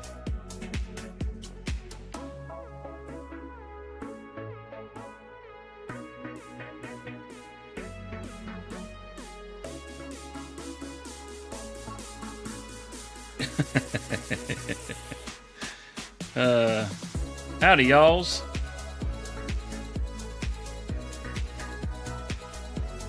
What's up, WLP? How are you?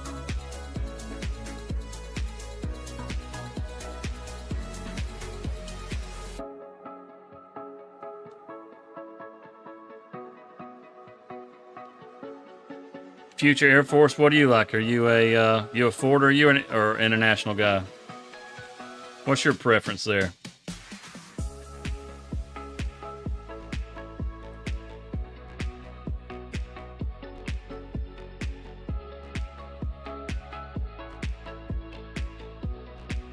WLP, I'm doing good, man. Doing good. Ford, yeah, Ford guy.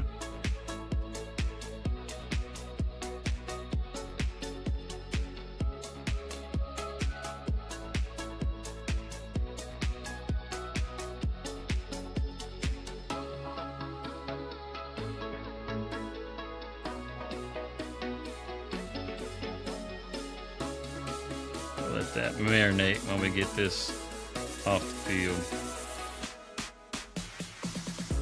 Ooh, thing gets dirty quick.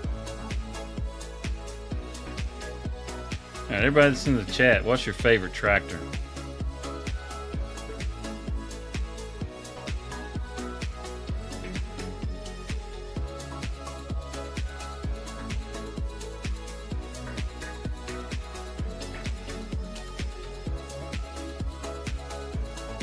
I know what my favorite tractor is. I like all of them, but I do have a favorite.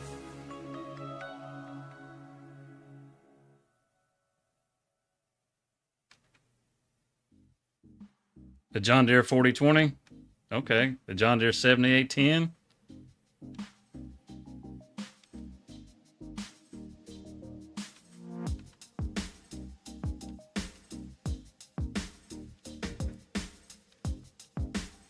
I'm going to just pull this to the side because I am going to come back and clean up the yard.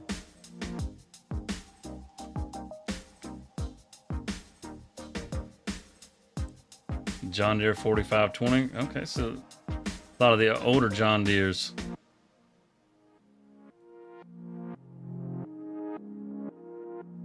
A TW20. I hear you.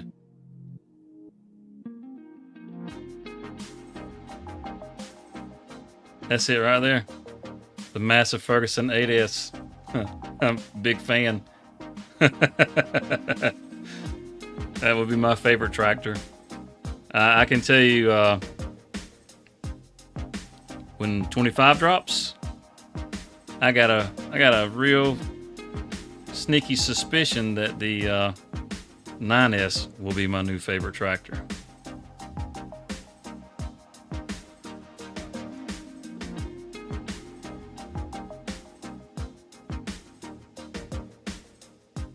It's still kicking.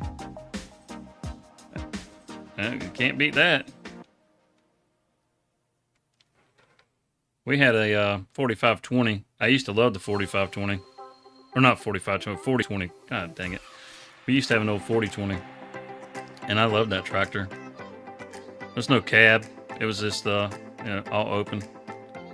We didn't even have a canopy on it.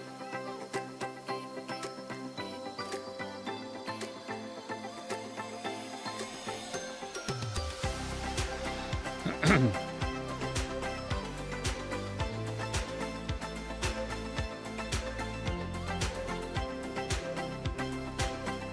not gonna lie, these modern tractors, they just kind of spoil you.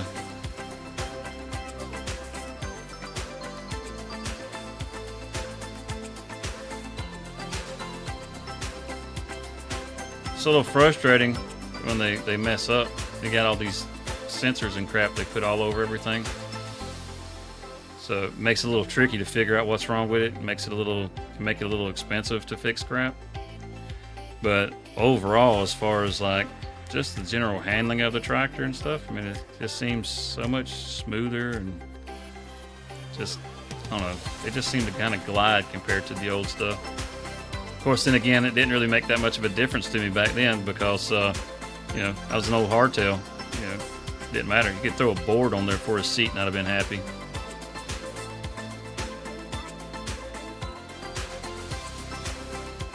Too many buttons. Yeah, I hear you there.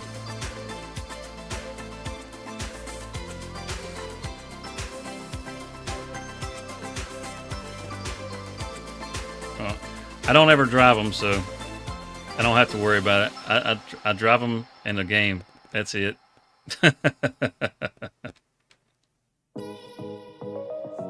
As far as tractor trailer, I drive those all the time. That's an everyday thing. And I tell you, the new ones, there's some of the new ones that I don't like nearly as good as the old ones. Like I used to drive it was a 2000 Volvo. A lot of people don't like the Volvos, but that's because they drive the new Volvos. The new Volvos, they're terrible. It's like, I mean, they beat you to death. The seats are the most uncomfortable things in the world. But the older Volvos, I say older, you know, say like a 2000 Volvo, man, I had one for the longest time. Loved that truck. It was a mid-roof. It was like riding on glass. It rode so smooth, and you could turn it around anywhere. It was like driving a car.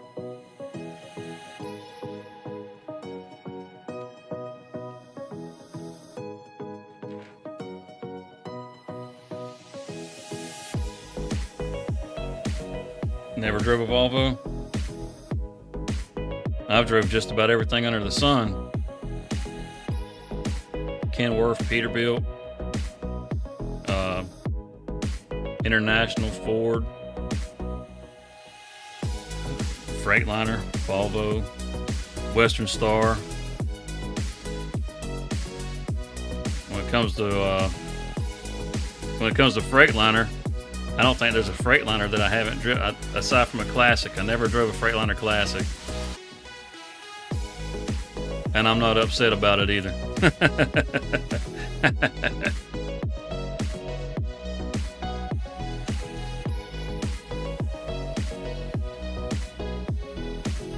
Oh, Mac. Yeah, I left Mac out. Now, I drove a Mac for about 5 years.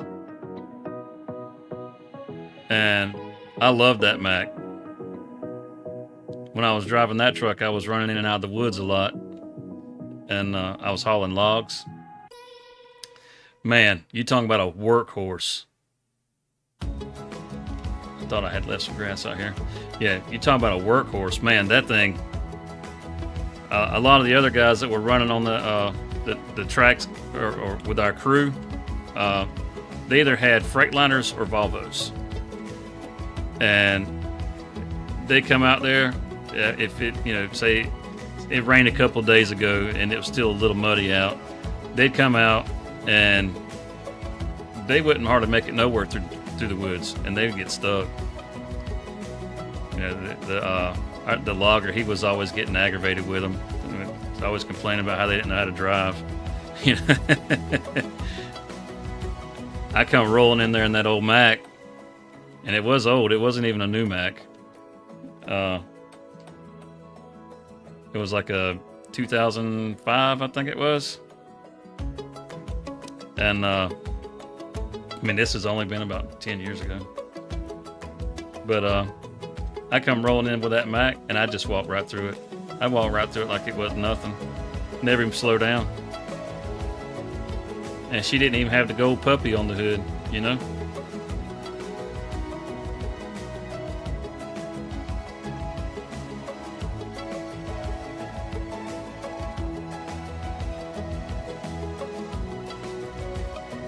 That little speck right there might make it. Might not get that little speck.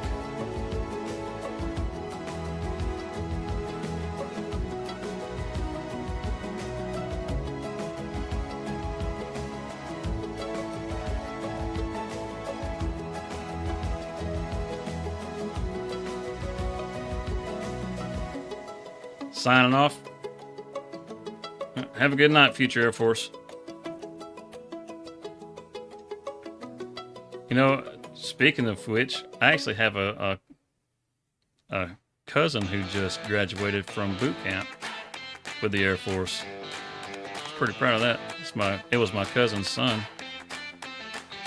I guess that makes him my second cousin.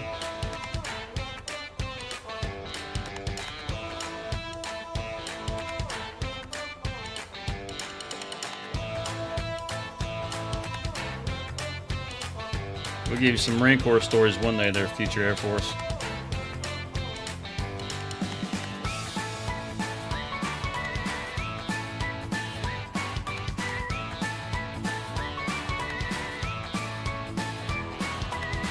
Yeah, me and that Mac, we went through a lot.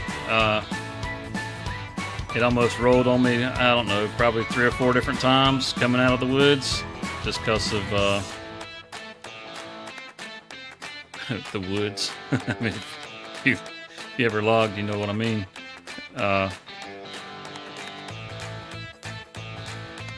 There's some tracks, ground's not always the most level, so it's kind of hard to keep things on all fours.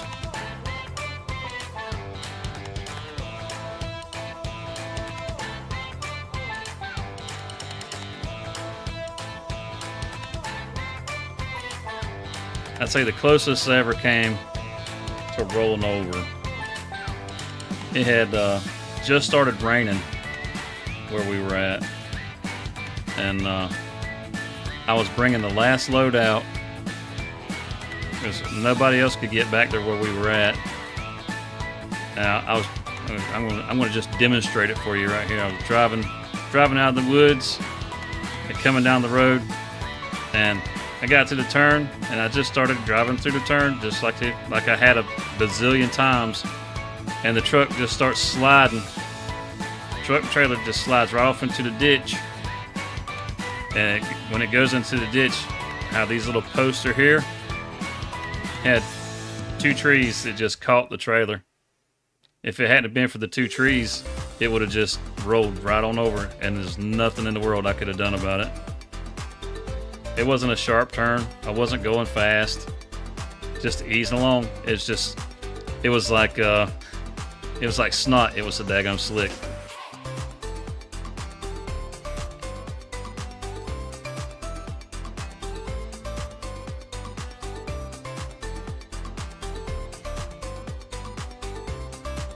That was not a fun experience.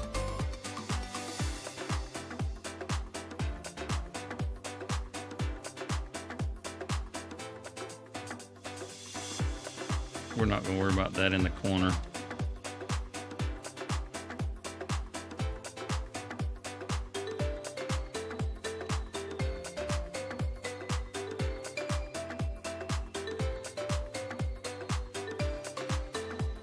Never ran a rig?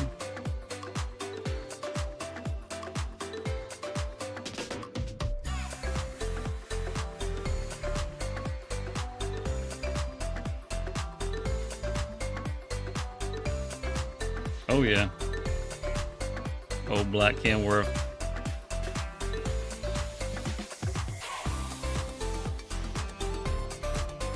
Now that Volvo that I used to drive, I've had 35,000 pounds in the box So I was rolling somewhere around 70,000 pounds total. I don't know where I'm driving off of this thing. And I was heading up Mount Eagle. I know there was somebody in Tennessee in here, Eastern Tennessee. He knows exactly where I'm talking about. And I was heading up Mount Eagle, and you go up Mount Eagle, and if anybody that's ever traveled through that area, you'll know that when you get there, the trucks are always in the way. Because it just drags them down. Well, that truck, I drop one gear and keep on climbing. Just crawl right on up that hill, running 60 miles an hour with 35,000 pounds in it. I loved that truck.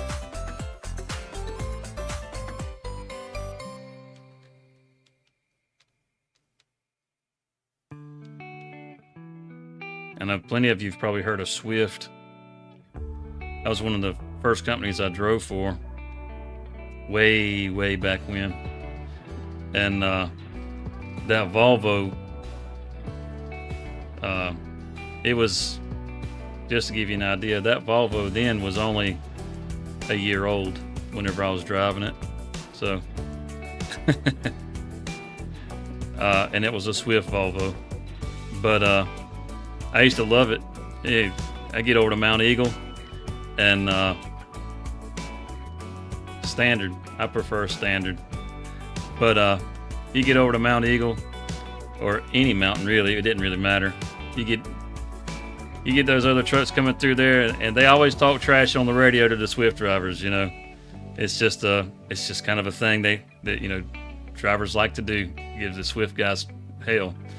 And it's because a lot of them really can't drive worth a damn. But anyhow, they come flying by you and they talk trash, Like, hey, Swift, look out your left window and you can look at a real truck and stuff like that. Well, we get up to Mount Eagle or, like I said, any mountain, and I get back on that radio and I'd holler back at them, like I'd say, just say it was like a yellow Peterbilt or something had just come by. I'd holler at them. I'm like, how about that yellow Peterbilt? You got yours on? And they come back, yeah, go ahead, Swift. And I was like, you ever seen the right side of a Swift truck? And they were like, nope. And I was like, well, if you look out your driver's side window, sir, I'll show you one. And I just come blowing back by them. Nobody would ever see the right side of a Swift truck because Swift trucks only ran 60 miles an hour back then. So it was a pretty fun insult. I enjoyed it quite a bit.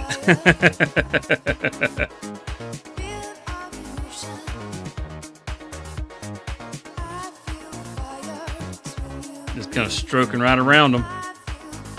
Just leave them sitting. As far as you're asking about the standard automatic, definitely a standard. Automatics are nice, trying to eat a sandwich or something. It's nice not having to worry about shifting gears. But you got no control over the truck. You can't. You don't have your hands on the power. And I like to be the one that's in control of my truck.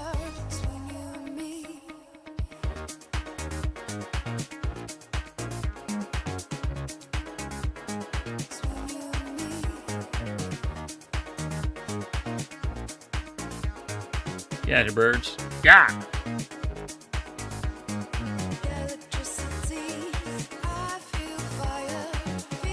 Oh, I'm running over a bale reading your chat. That's what's up.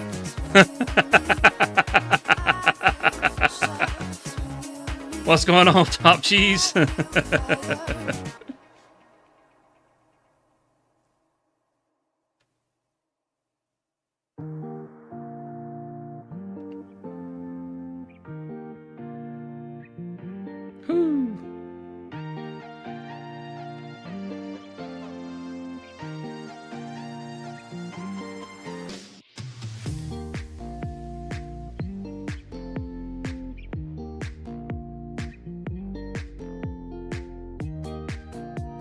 Oh, it's such a touchy spot.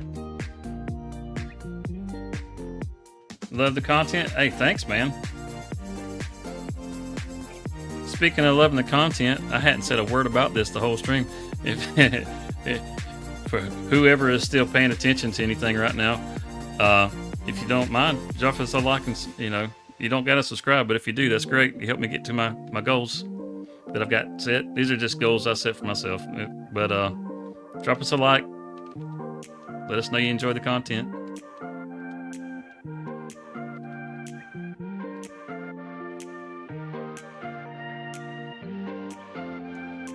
You sub Top Cheese? Awesome.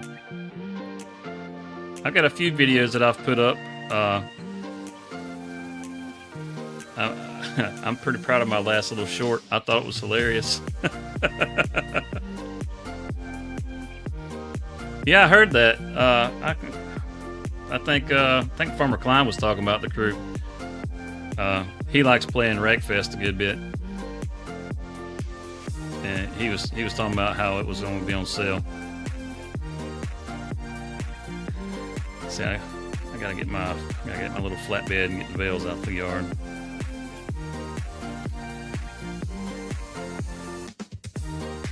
Oh, I have it dropped over here. Oh, I just dadgummit. I left my little flatbed parked right there next to my bale storage forever, and I keep thinking that it's there. And it's over here in the shed right next to where I was just at.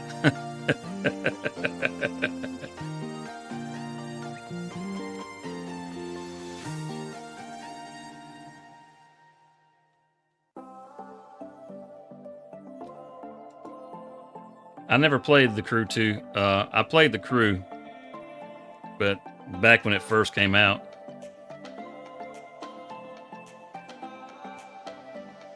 I don't really know what I was expecting from it, but I was expecting something different than what they gave us. I wasn't like a huge Crew fan, even though I really liked racing games. You know, was it the Grid? That had come out around the same time as the Crew, and the Grid, I think it was the Grid, something like that. It was a much better game.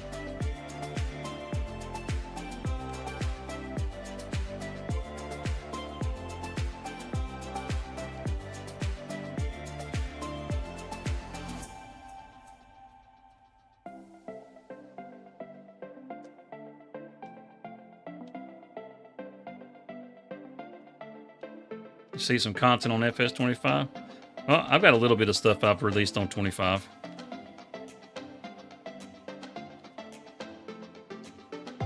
What are you most excited about with 25? Or have you seen anything about 25 yet?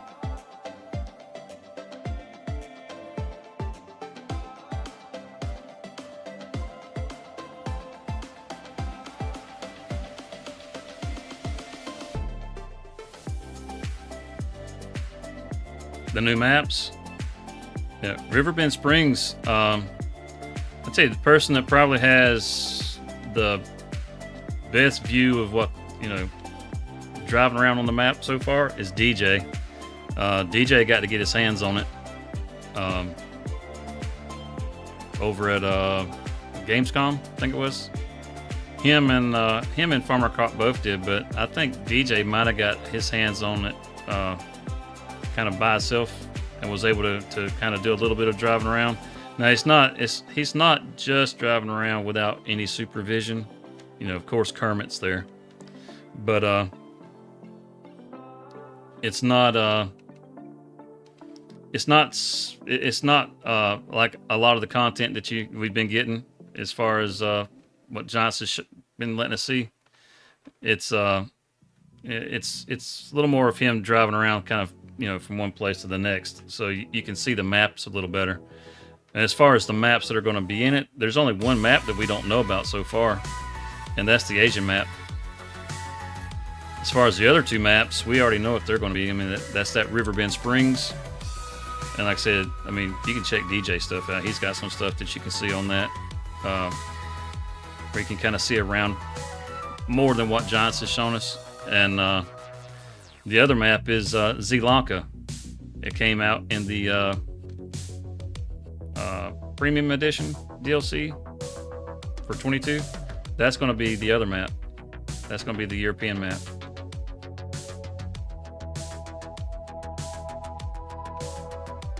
which is cool. I like Sri Lanka. I've actually got a good bit of time on Sri Lanka, but I don't really want to play it anymore. So I'm more looking forward to the Asian map. I'm really excited for the Asian map. We'll know something about it by the end of this month. The Tokyo Game Show. When's the Tokyo Game Show? Does anybody know when the Tokyo Game Show is? Giants is going to be there, and that's where that's where it's rumored that they're going to release content on the Asian map, which would make sense. I mean, they're holding it for the Asian audience. I'm not gonna lie, I'm just as excited as they are to see it myself.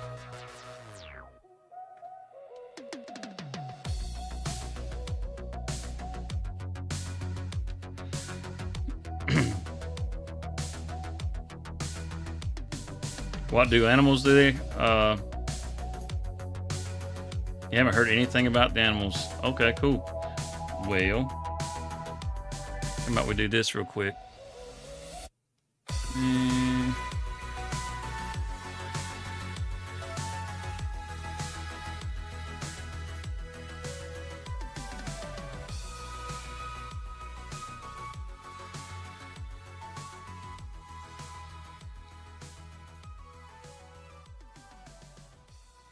The water buffalo is going to be one of the new animals.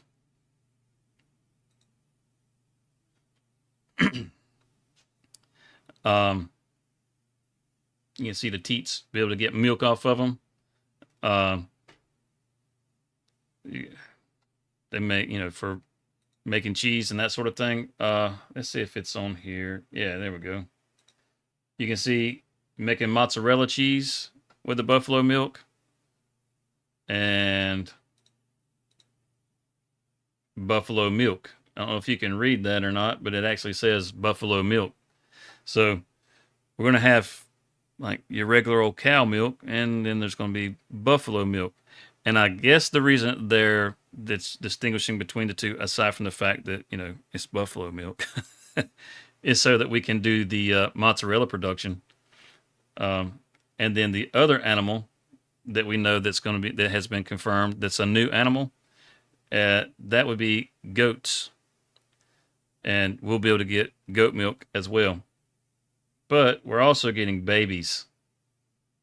So if you've seen any of the enhanced animal mods on FS22 and thought, man, I wish I could do that, that's about to be a reality. And the really cool thing about the babies is they're going to have growth stages. So you're going to have your like, I'm at a loss for words here. Trying to think of what you call a baby cow. But they'll be so small. Like you see these here, how they kind of look wobbly legged. That's because they will be. The calves will have a hard time walking, and as they age and get a little larger, they'll get a little more steady on their feet, and they'll get a little bit bigger until they eventually get full grown. Which you can see the three sizes here. You have the new calf here, and you can tell he's kind of a little buckled in his knees there. And you'll see them; they'll kind of trip up whenever they walk, and once they get to the middle age, they'll run around and they're jumping and playing and stuff. They're cute as can be. If I had, I don't have it right here with me, but as far as weather, that's another big one. All right. They dropped this on Twitter, this image, and everybody was like, it looks like hail. And then you'd have other people go, nah, it's just rain. And then you have other people go, man, it kind of looks like there's a tornado in the background. And then other people would say, nah, it's just clouds. Well, it's actually a tornado in the background, and that is hail. So hail and tornadoes are both going to be in the game. And there's that massive Ferguson 9S. She's absolutely gorgeous. I can't wait. I can't wait. I want that tractor so bad. But check this out. Look at the tires. You see how they got that gloss shine to them? That's because it's wet. You can actually see like water beads on the mirrors and stuff like that. There's a lot of details that are being added in. You can see how there are ruts here in the mud from the terrain deformation. You know, that's because that tractor drove over it. That's not because they've painted the textures this way or formed the landscape this way. Uh, yeah, you can do caps, but you'd have to do a lot of caps for that thing to catch you. So anyhow, yeah, that's I mean, there's actually a lot of things going on in this picture. Um, that I mean, like even the tree that's in the background here. That's the trees are remodeled, so it actually looks. Honestly, they just look a lot nicer. The crops are much denser. That looks like they got. This looks like wheat. It's over there, but it's a much denser crop than what we have right now. So, oh, and another thing is third person. So, if you like playing in third person, you're going to be able to play in third person where you can actually see your character now. That's another thing that you don't hear a lot about. Um, Dynamic lighting. You know, your lights are actually going to cast shadows. So, I mean, they're bringing a lot of realism to it. The twisters, one of the cool things about the twister is that it'll actually break down trees and it'll tear up your crops. It's not going to be, it's not just going to be, a visual thing. It's going to be there and it's going to tear stuff up. Now, as far as all the debris flying around in the air, I mean, there'll be debris flying around in the air, but it's all canned. It's not actually picking anything up. Like it's not going to break down a tree and then pick that tree up and fling it around. It's just going to break the tree. So, I mean, that part's it's a little disappointing, but I mean, it ain't like we got twisters tearing trees down now. So, what do I got to complain about, right?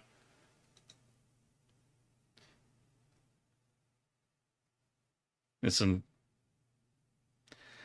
it's fixing to come through town. Now, they had alluded in this post actually that damage could be done to buildings, but uh, I don't think it's going to be any of your buildings the way that they've described it in this post. I think if there's and they well Giants hasn't really elaborated on it, so only thing that has come out is that you don't get damage to your equipment to your buildings. They don't. No, there's no damage that happens to your fences or anything like that. So because it's in this post, I'm kind of wondering uh, if maybe like the NPCs, if there are NPC farms, if a tornado goes through their farm, if maybe you'll get it as a contract to like deliver some lumber to them to repair their property. I'm kind of wondering if they might go that direction. I don't know. I mean, I can't say if that's what's gonna happen. But if it is, then that would be another element to the tornado that's pretty cool. But like you can see right here where it's got the trees are broke in half. You know, the first time they showed this off, these broken trees, they were swaying in the wind, just like they still had their leaves on them. And it was hilarious. They've actually adjusted it now so that it's much stiffer once it's broken off. It doesn't have all that sway to it like it did before, which is good because it looked terrible. And then you can see again how the tires are wet. You can actually see some mud tracks out onto the road. Where they've tracked mud out. Um, it's pretty awesome. And you can see right there, hail is coming. So this water, the way it's flowing, uh, they started doing this in making the water flow like this with the Platinum Edition. Where it's actually molded to the terrain. It looks a lot better than what you typically have in Farming Simulator. It'll just be kind of a standard thing in 25, which is great because whenever map authors decide to build their maps, they're going to be able to add that extra level of detail to them, which is going to be awesome. Well, see, I mean, you never know. That's the thing about modders. If there's one out there that decides that, hey, you know what?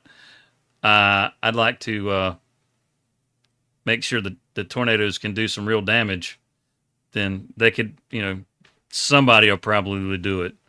You can see in this picture where the crop is actually torn up from where that tornado came through. Now, tornadoes, how long it hangs out in your field is directly related to how fast you have your game clock set. So if you're running it 5 times, the tornado is going to move through your fields faster than it will if you got it set at 1 time game speed, or real time, right? So if you do have a tornado show up, you can speed up time and push it through the field a little faster, and it won't do quite as much damage. But you can also slow down the game time and get out there with your harvester and start harvesting it ahead of the tornado, trying to get your stuff out of the field before it tears up your crop, so you don't lose anything. But you will lose yield because it'll tear up crop.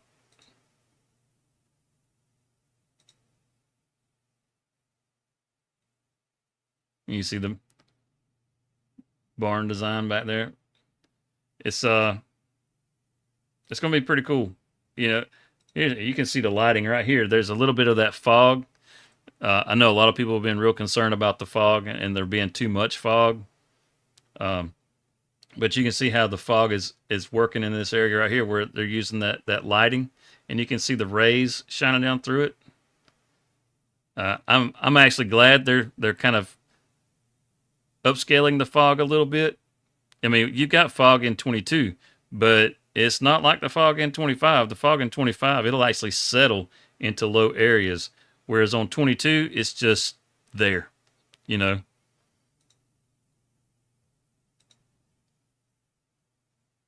And then,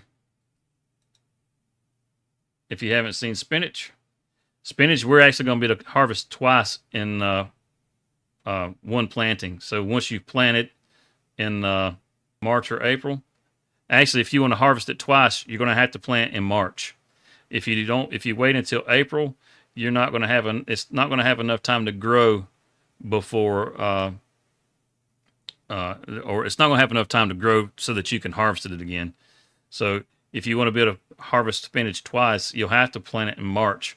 And if you do, you'll actually get 2 yields off of that one crop. So you only have to plant it once, which is nice. So it's kind of like stuff like poplar or sugarcane, where you can plant it and then you don't have to replant it to be able to harvest it again. Now, once you harvest it the second time, you're going to have to get it up. You're going to have to plow your field and prep it for another growing season. But during that one growth season, you're going to be able to actually get it all up twice. Oh, here's that. Is this? No, that's the Throwback Thursday. Never mind.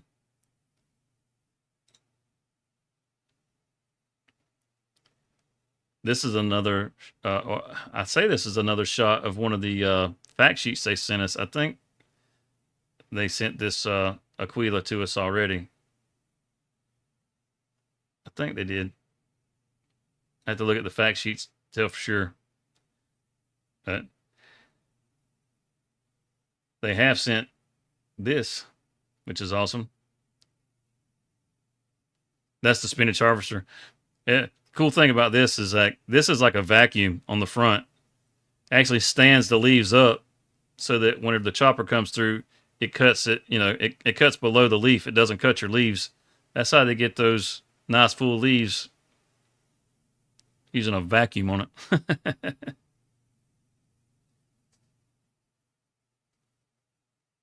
Okay. And then as far as Riverbend Springs, there's a nice kind of sky view. You can see, like, you know how as you're looking out, there's like you can only see so far out before the detail really starts to drop off, and there's that little ring that follows you around everywhere. You can see it right there. You can see how far your view distance is. So I don't know if you can tell, but right there is a light pole, and it's kind of small. So you got a pretty good view distance before the detail actually starts to drop out. So if you were down lower, you may not even notice the view distance. I don't know that to be certain, but even like with the trees, the trees are being done different. So if you look on the other side, it looks much fuller than it does on 22 when you look off into the distance of trees. You know, there's just more going on with them. There's the shadows and all that kind of stuff. You can actually see another little water tower back here in the background right here. Or I can see it. I don't know if you guys can see it. And then you got the PDA. Now, unfortunately, they haven't released any of the locations on here to show us, you know, like where certain things are at. You know, they kept teasing showing the player characters in the screenshots, but we have learned that third person is a thing. So that's another one of the things. The ferry, this ferry right here, you will be able to drive this ferry. Now the little tugboat, I'm not sure if you're going to be able to drive the tugboat or not. I think you are going to be able to drive the tugboat because there's another screenshot that shows it from another angle, and that tugboat, you can see where the tugboat's parked here. You can see that same spot in the other picture, but the tugboat's not there. Of course, it could be just like this barge going up the river, which is just a NPC barge. But I mean, it could be something like that. It could be like a time of day thing where it's sometimes it's there, sometimes it's not, just to kind of make it feel like it's got some life. But I actually think you're going to be able to drive the little tugboats. And as far as the ferry, the ferry's kind of on rails. You're not going to be able to drive it up and down the river, and it only operates at certain times of the day. So if you miss the time that you need to hit the ferry, you're going to have to take the long way around and go across the bridge.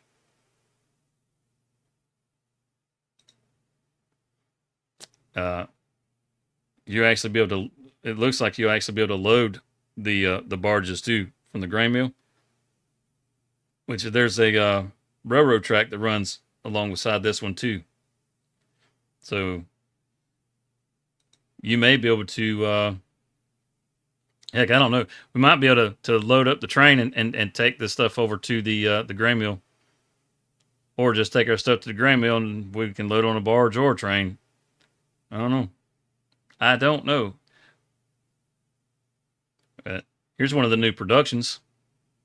You're going to be able to make carriages like in 22, like with the Platinum Edition. You know, we were able to make sailboats, and then Premium we could do pianos.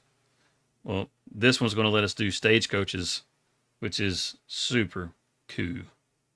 It's Q, man. It's Q. This is a screenshot of the lumber mill. On the back side, it doesn't really show you how you get into this place, and then what it does. Let's see if they got it on here. I wasn't planning on looking at these. Let's see.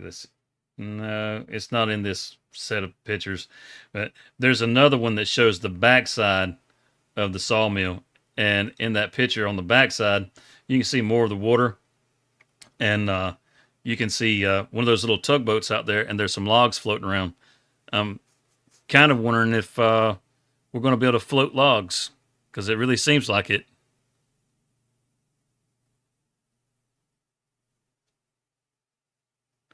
Console focused, yeah. There's a lot of features that are going to make things a lot better for console players. A lot of things going to make things better for console players. Let's see. Is this the picture? there's one of these. You can actually see the collectibles. There's see if I can spot it. If you haven't seen the collectibles yet, which they just look like paper boats. You can see them in. There's a couple of screenshots you can spot them in. I don't think it's in any of these here. Uh,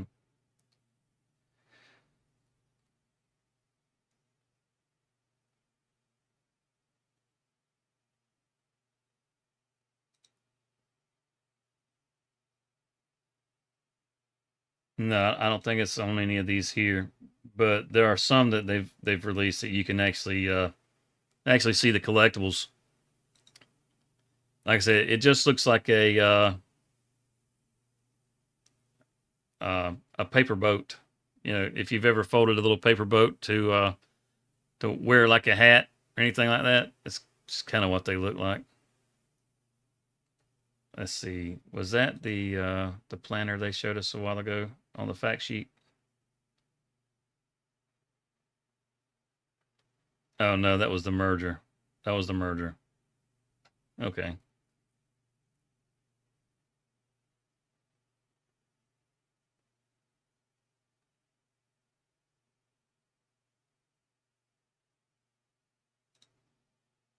The little Aseki. Look at this. It costs you $92,000 for the Aseki, right? And it's only 123 horsepower. It's like, why do I want to spend $92,000 for a 123 horsepower tractor when, let's come on up here, I can get the Y Agco for $58,000 and it starts off at 160 horsepower. I mean, almost half the price and another 20 horsepower, plus this one goes up to 225 horsepower. That Agco Y is going to be a workhorse. When you're starting a farm, that's going to be like a go-to tractor. You're going to see that thing so much in the next couple of years, you're going to be sick of seeing the white tractor. Everybody is going to be using this tractor.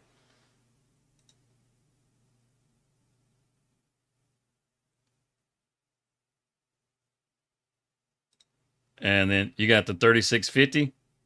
I mean, why not just go ahead and go with this one? Yeah, you lose a little bit of horsepower, but I mean, it's not $90,000, you know, and it'll pull that Great Plain planter right there.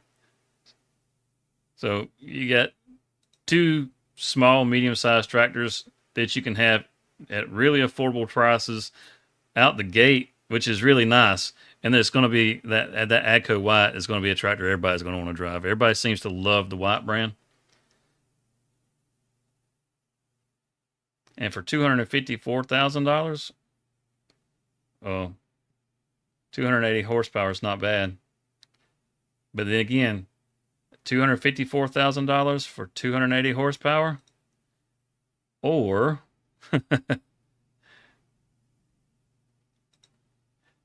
Agco White, 225 horsepower. You know it's not going to be a whole lot different than the 58,000. It may be, say, $20,000 more. I'm guessing here, but still, 200 something $1,000, $58,000. You tell me. I mean, that's going to be a workhorse. That's some of the I don't know. That's just kind of some of the highlights. There's a whole lot more that you can talk about with Farm Sim, as far as the stuff that's been shown and what's been released.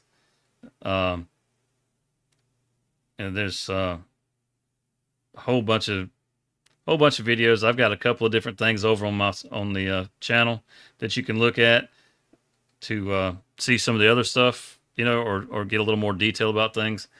Get a little more in depth, like, you know, as far as like the terrain deformation and some of that stuff. You can check that stuff out if you want to. You know, as far as third person goes, that's going to be something that I think a lot of people are probably going to like, because how many times have you ever seen your character in the game? You know, most people have no idea what their character really looks like once they get past the character creator.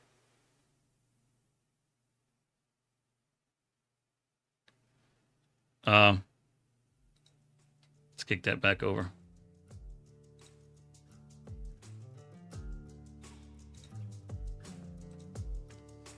You know, it's like, I mean, how many times do you see your character? I mean, you get in your ride, and you know, you see them sitting up in the tractor, but you never really see them up close.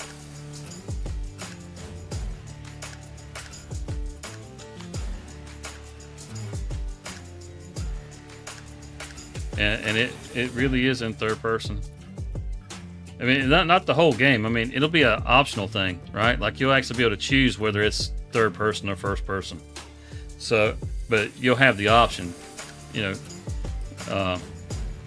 Whereas now you don't. You know, there's a lot of people that want to be able to play third person. They want to, you know, when they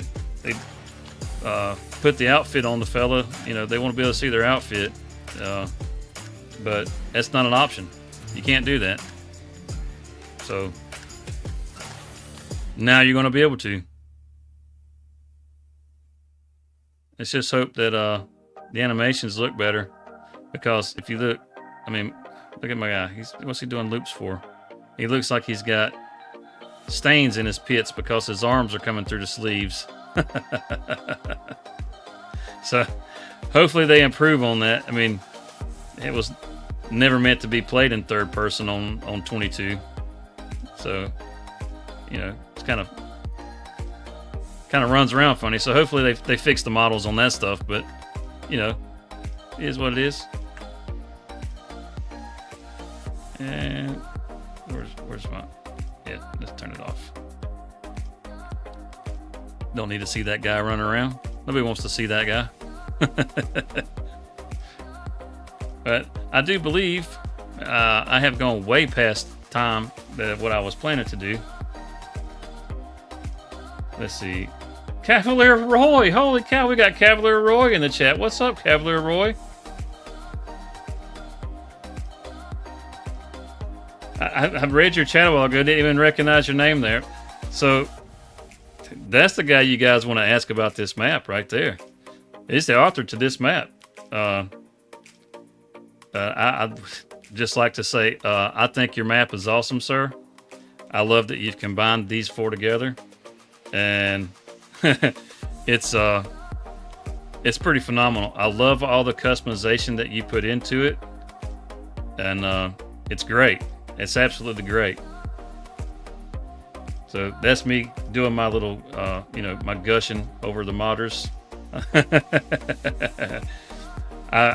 Every time I play this, I try to point out things about this map because I think it's such a cool map. There's so much variety here. You got everything from the small fields to the big fields. If you don't like having the hedges, you can cut down the hedges. It's just, you know, it's a really great piece of work, and I really like it. So thank you for making the map, man. But again, I believe this is probably going to be where we cut it off for tonight. I've gone a good bit past where I was thinking about being. If you haven't already, you know, consider giving us a like and subscribe. And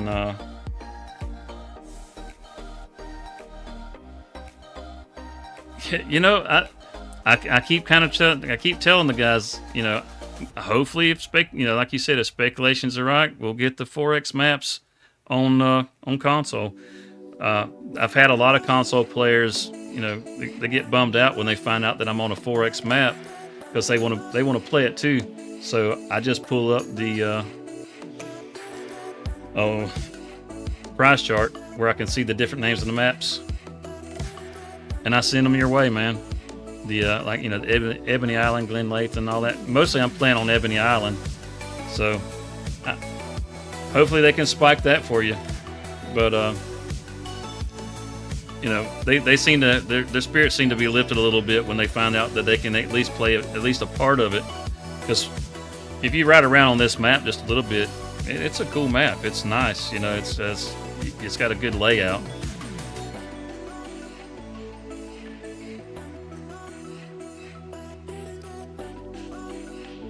Yeah. They said they wanted to add more detail to their maps, and they were going to stay with the standard sizes and everything. and I'm okay with that. You know, like I was saying earlier, one of my favorite maps is Elm Creek. It has a nice southern vibe, and it just something about it that feels a lot like being where I'm from. So it's a lot of fun to play on that map, and it was one of the first. It was the first map that I played on Farm Sim, and as soon as I walked off that front porch, you know, and could walk through the woods right there and cross the road and go into a field, I was like, damn, this is like living at my house. You know, it was awesome. It's just like being back at my grandparents' home out in the country. You know, aside from having a small town right there, but it resonated really well with me. But yeah, I mean, it's not. It's a little. You say dated? Yeah. It is a little dated. It's a bit long with the tooth. They didn't add enough flexibility in the map with that base game to really do a whole lot, but the detail that they put into it was great. So if they're going to do that with their maps moving forward, where they're going to add that detail, man, I'm all in. I'm all for it. You know, the Riverbend Springs is already looking great. You know, all the stuff I've seen on that. The thing that I'm looking forward to the most, though, is the Asian map. I so want to see the Asian map. That's going to be the first map that I jump into when 25 comes out. You know, Riverbend Springs is cool, but I want to see the. I say it is. I mean, they might show us here at the Tokyo Game Show, and it's like, you know, that Asian map, I'm not so sure about that thing. You know, maybe I will do the Riverbend Springs. You know, but as of right now, since I don't really know anything about it, it's the one thing that I am the most excited about is the Asian map. Until then, I plan on sticking it out right here and just seeing just how far I can go before 25 comes out.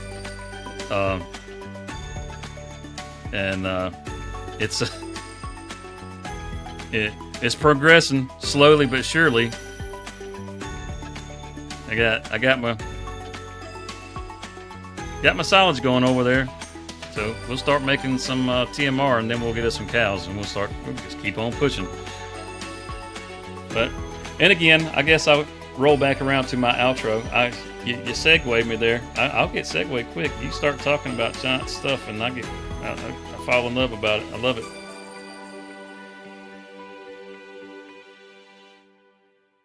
Going with more mixed feel with undulations giving the maps character. Yeah, I agree. You go back and look at some of the older maps that Giants did. I mean, they just look very gamey. You know, like it's very gamified. You know, it just looks like something that you would expect to see in a video game. And as they progressed, bland, but as they've progressed, they've gotten more life to them, more character about them, and they feel like places. And that's like the stuff that they've shown on Riverbend Springs. I mean, it looks like a real place. It looks like an interesting place. You know, the town area where you can see the shop right there by the water tower and all. It looks like a small town that you would go through, and feels like a real place. And that level of design, I think, is great because it breathes life into a map. Those things of the immersion that comes with that kind of stuff from Giants is, or some of the really good map makers. You know, like like this one, you know, a talk like one. What's that? Bland.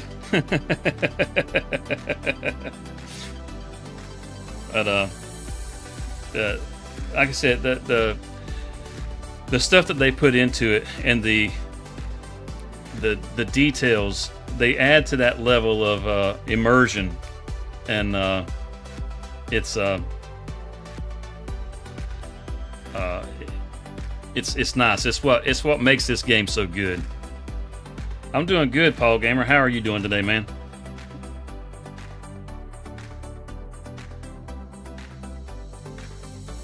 Yeah, that's just kind of how I feel about it. I mean, you get on the right map, you know, the European style maps. Yeah, you're good, Richard. You're good, man. I didn't. You can slow me down, man.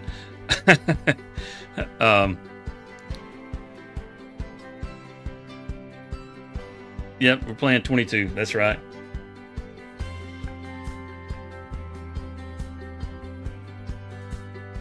Yeah, I mean, that's what I keep saying. You know, I've seen so many comments, man, where, you know, you got people talking about how they don't really like 25, that Giants isn't listening to the players. And I'm like, are you kidding? You know, have you looked? I mean, they showed us where the gloss paint job on a tractor has layers to it. You know, you got layers that go up and layers that go down for degradation. And it's like, that little detail is definitely listening to players, because players say that they want to have things that make the game more immersive and more real. And having your paint job actually reflect the things around you. I mean, I don't know about you, but I can see the trees around me in the paint job on my Jeep, and, you know, they're the most angled things in the world.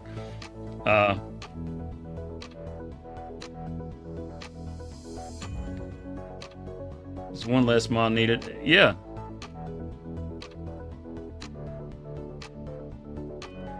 Yeah, exactly. I will say that as far as the GPS mod, I like what they've done with it. I do like what they've done with it. But I'm really hoping that, because it acts a lot like course play, that some of those features are going to be able to be implemented in to expand on it, and that console players are going to be able to take advantage of that. Because as it is right now, there's a lot of things that you can do with course play that those guys can't use, just like with the GPS. And it'll just, it's going to be like a console revolution for Farm Sim 25 when it, you know, whenever they drop this thing, because there's so many of the things that are just bringing it up to the level of PC with 25 that just makes it such a cool thing. I'm really excited for it. Really excited for it.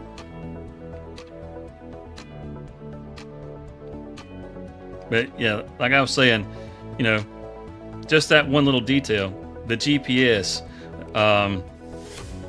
add new crops, you know, and with the new crops, it adds new game mechanics. Those are all things that players have been saying that they want. You know, so to say that Giants doesn't listen to the community is crazy. I'm not even sponsored by Giants. I don't get anything from Giants. I'm not affiliated with Giants. I'm just a simp for Giants, I guess, or for Farm Sim. But that's just how I feel about it. You know, I think the game's great. I'm looking forward to the next edition, and it's going to be awesome. Simple as that. I should have just took a walk, shouldn't I? I should have just went walking. I'm just steady talking. I should have just went walking. You know, we take a walk through the woods. Hey guys, what's going on today? You know, that sort of thing.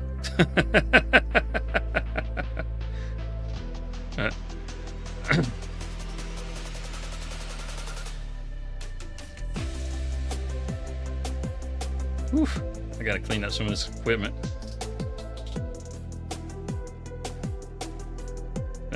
It's super awesome that you dropped by, Cavalier Roy. It's nice talking with you. I really am. I'm going to go now. I'm going to quit fanboying, and I'm going to quit simping on Farm Sim. I hope you guys have a great rest of your day, you know, or rest of your morning, your night, whatever it is for you. For me, it's night, but I will still be up all night long. I love your maps, so you don't got to thank me. I should be thanking you for making it, because I get to play it. But like I said before, if you haven't liked or subscribed, if you wouldn't mind, give us a like and subscribe. If you enjoy the content, that sort of thing. I don't have a whole lot going on. I'm working on some other videos. There's not a whole lot that I feel like that everybody else hasn't really covered super well. So if I'm going to drop a video, I'm trying to make it a little bit different. So like, if you check out my last short, I mean, it's about peas and spinach. Everybody else has done it. I just try to do it different this time. I got a kick out of it. I thought it was hilarious, but it is what it is.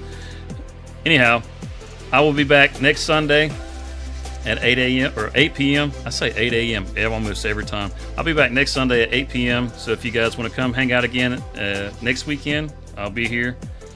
And other than that, that's pretty much it, man. So you guys have a nice night, and we'll catch you next time.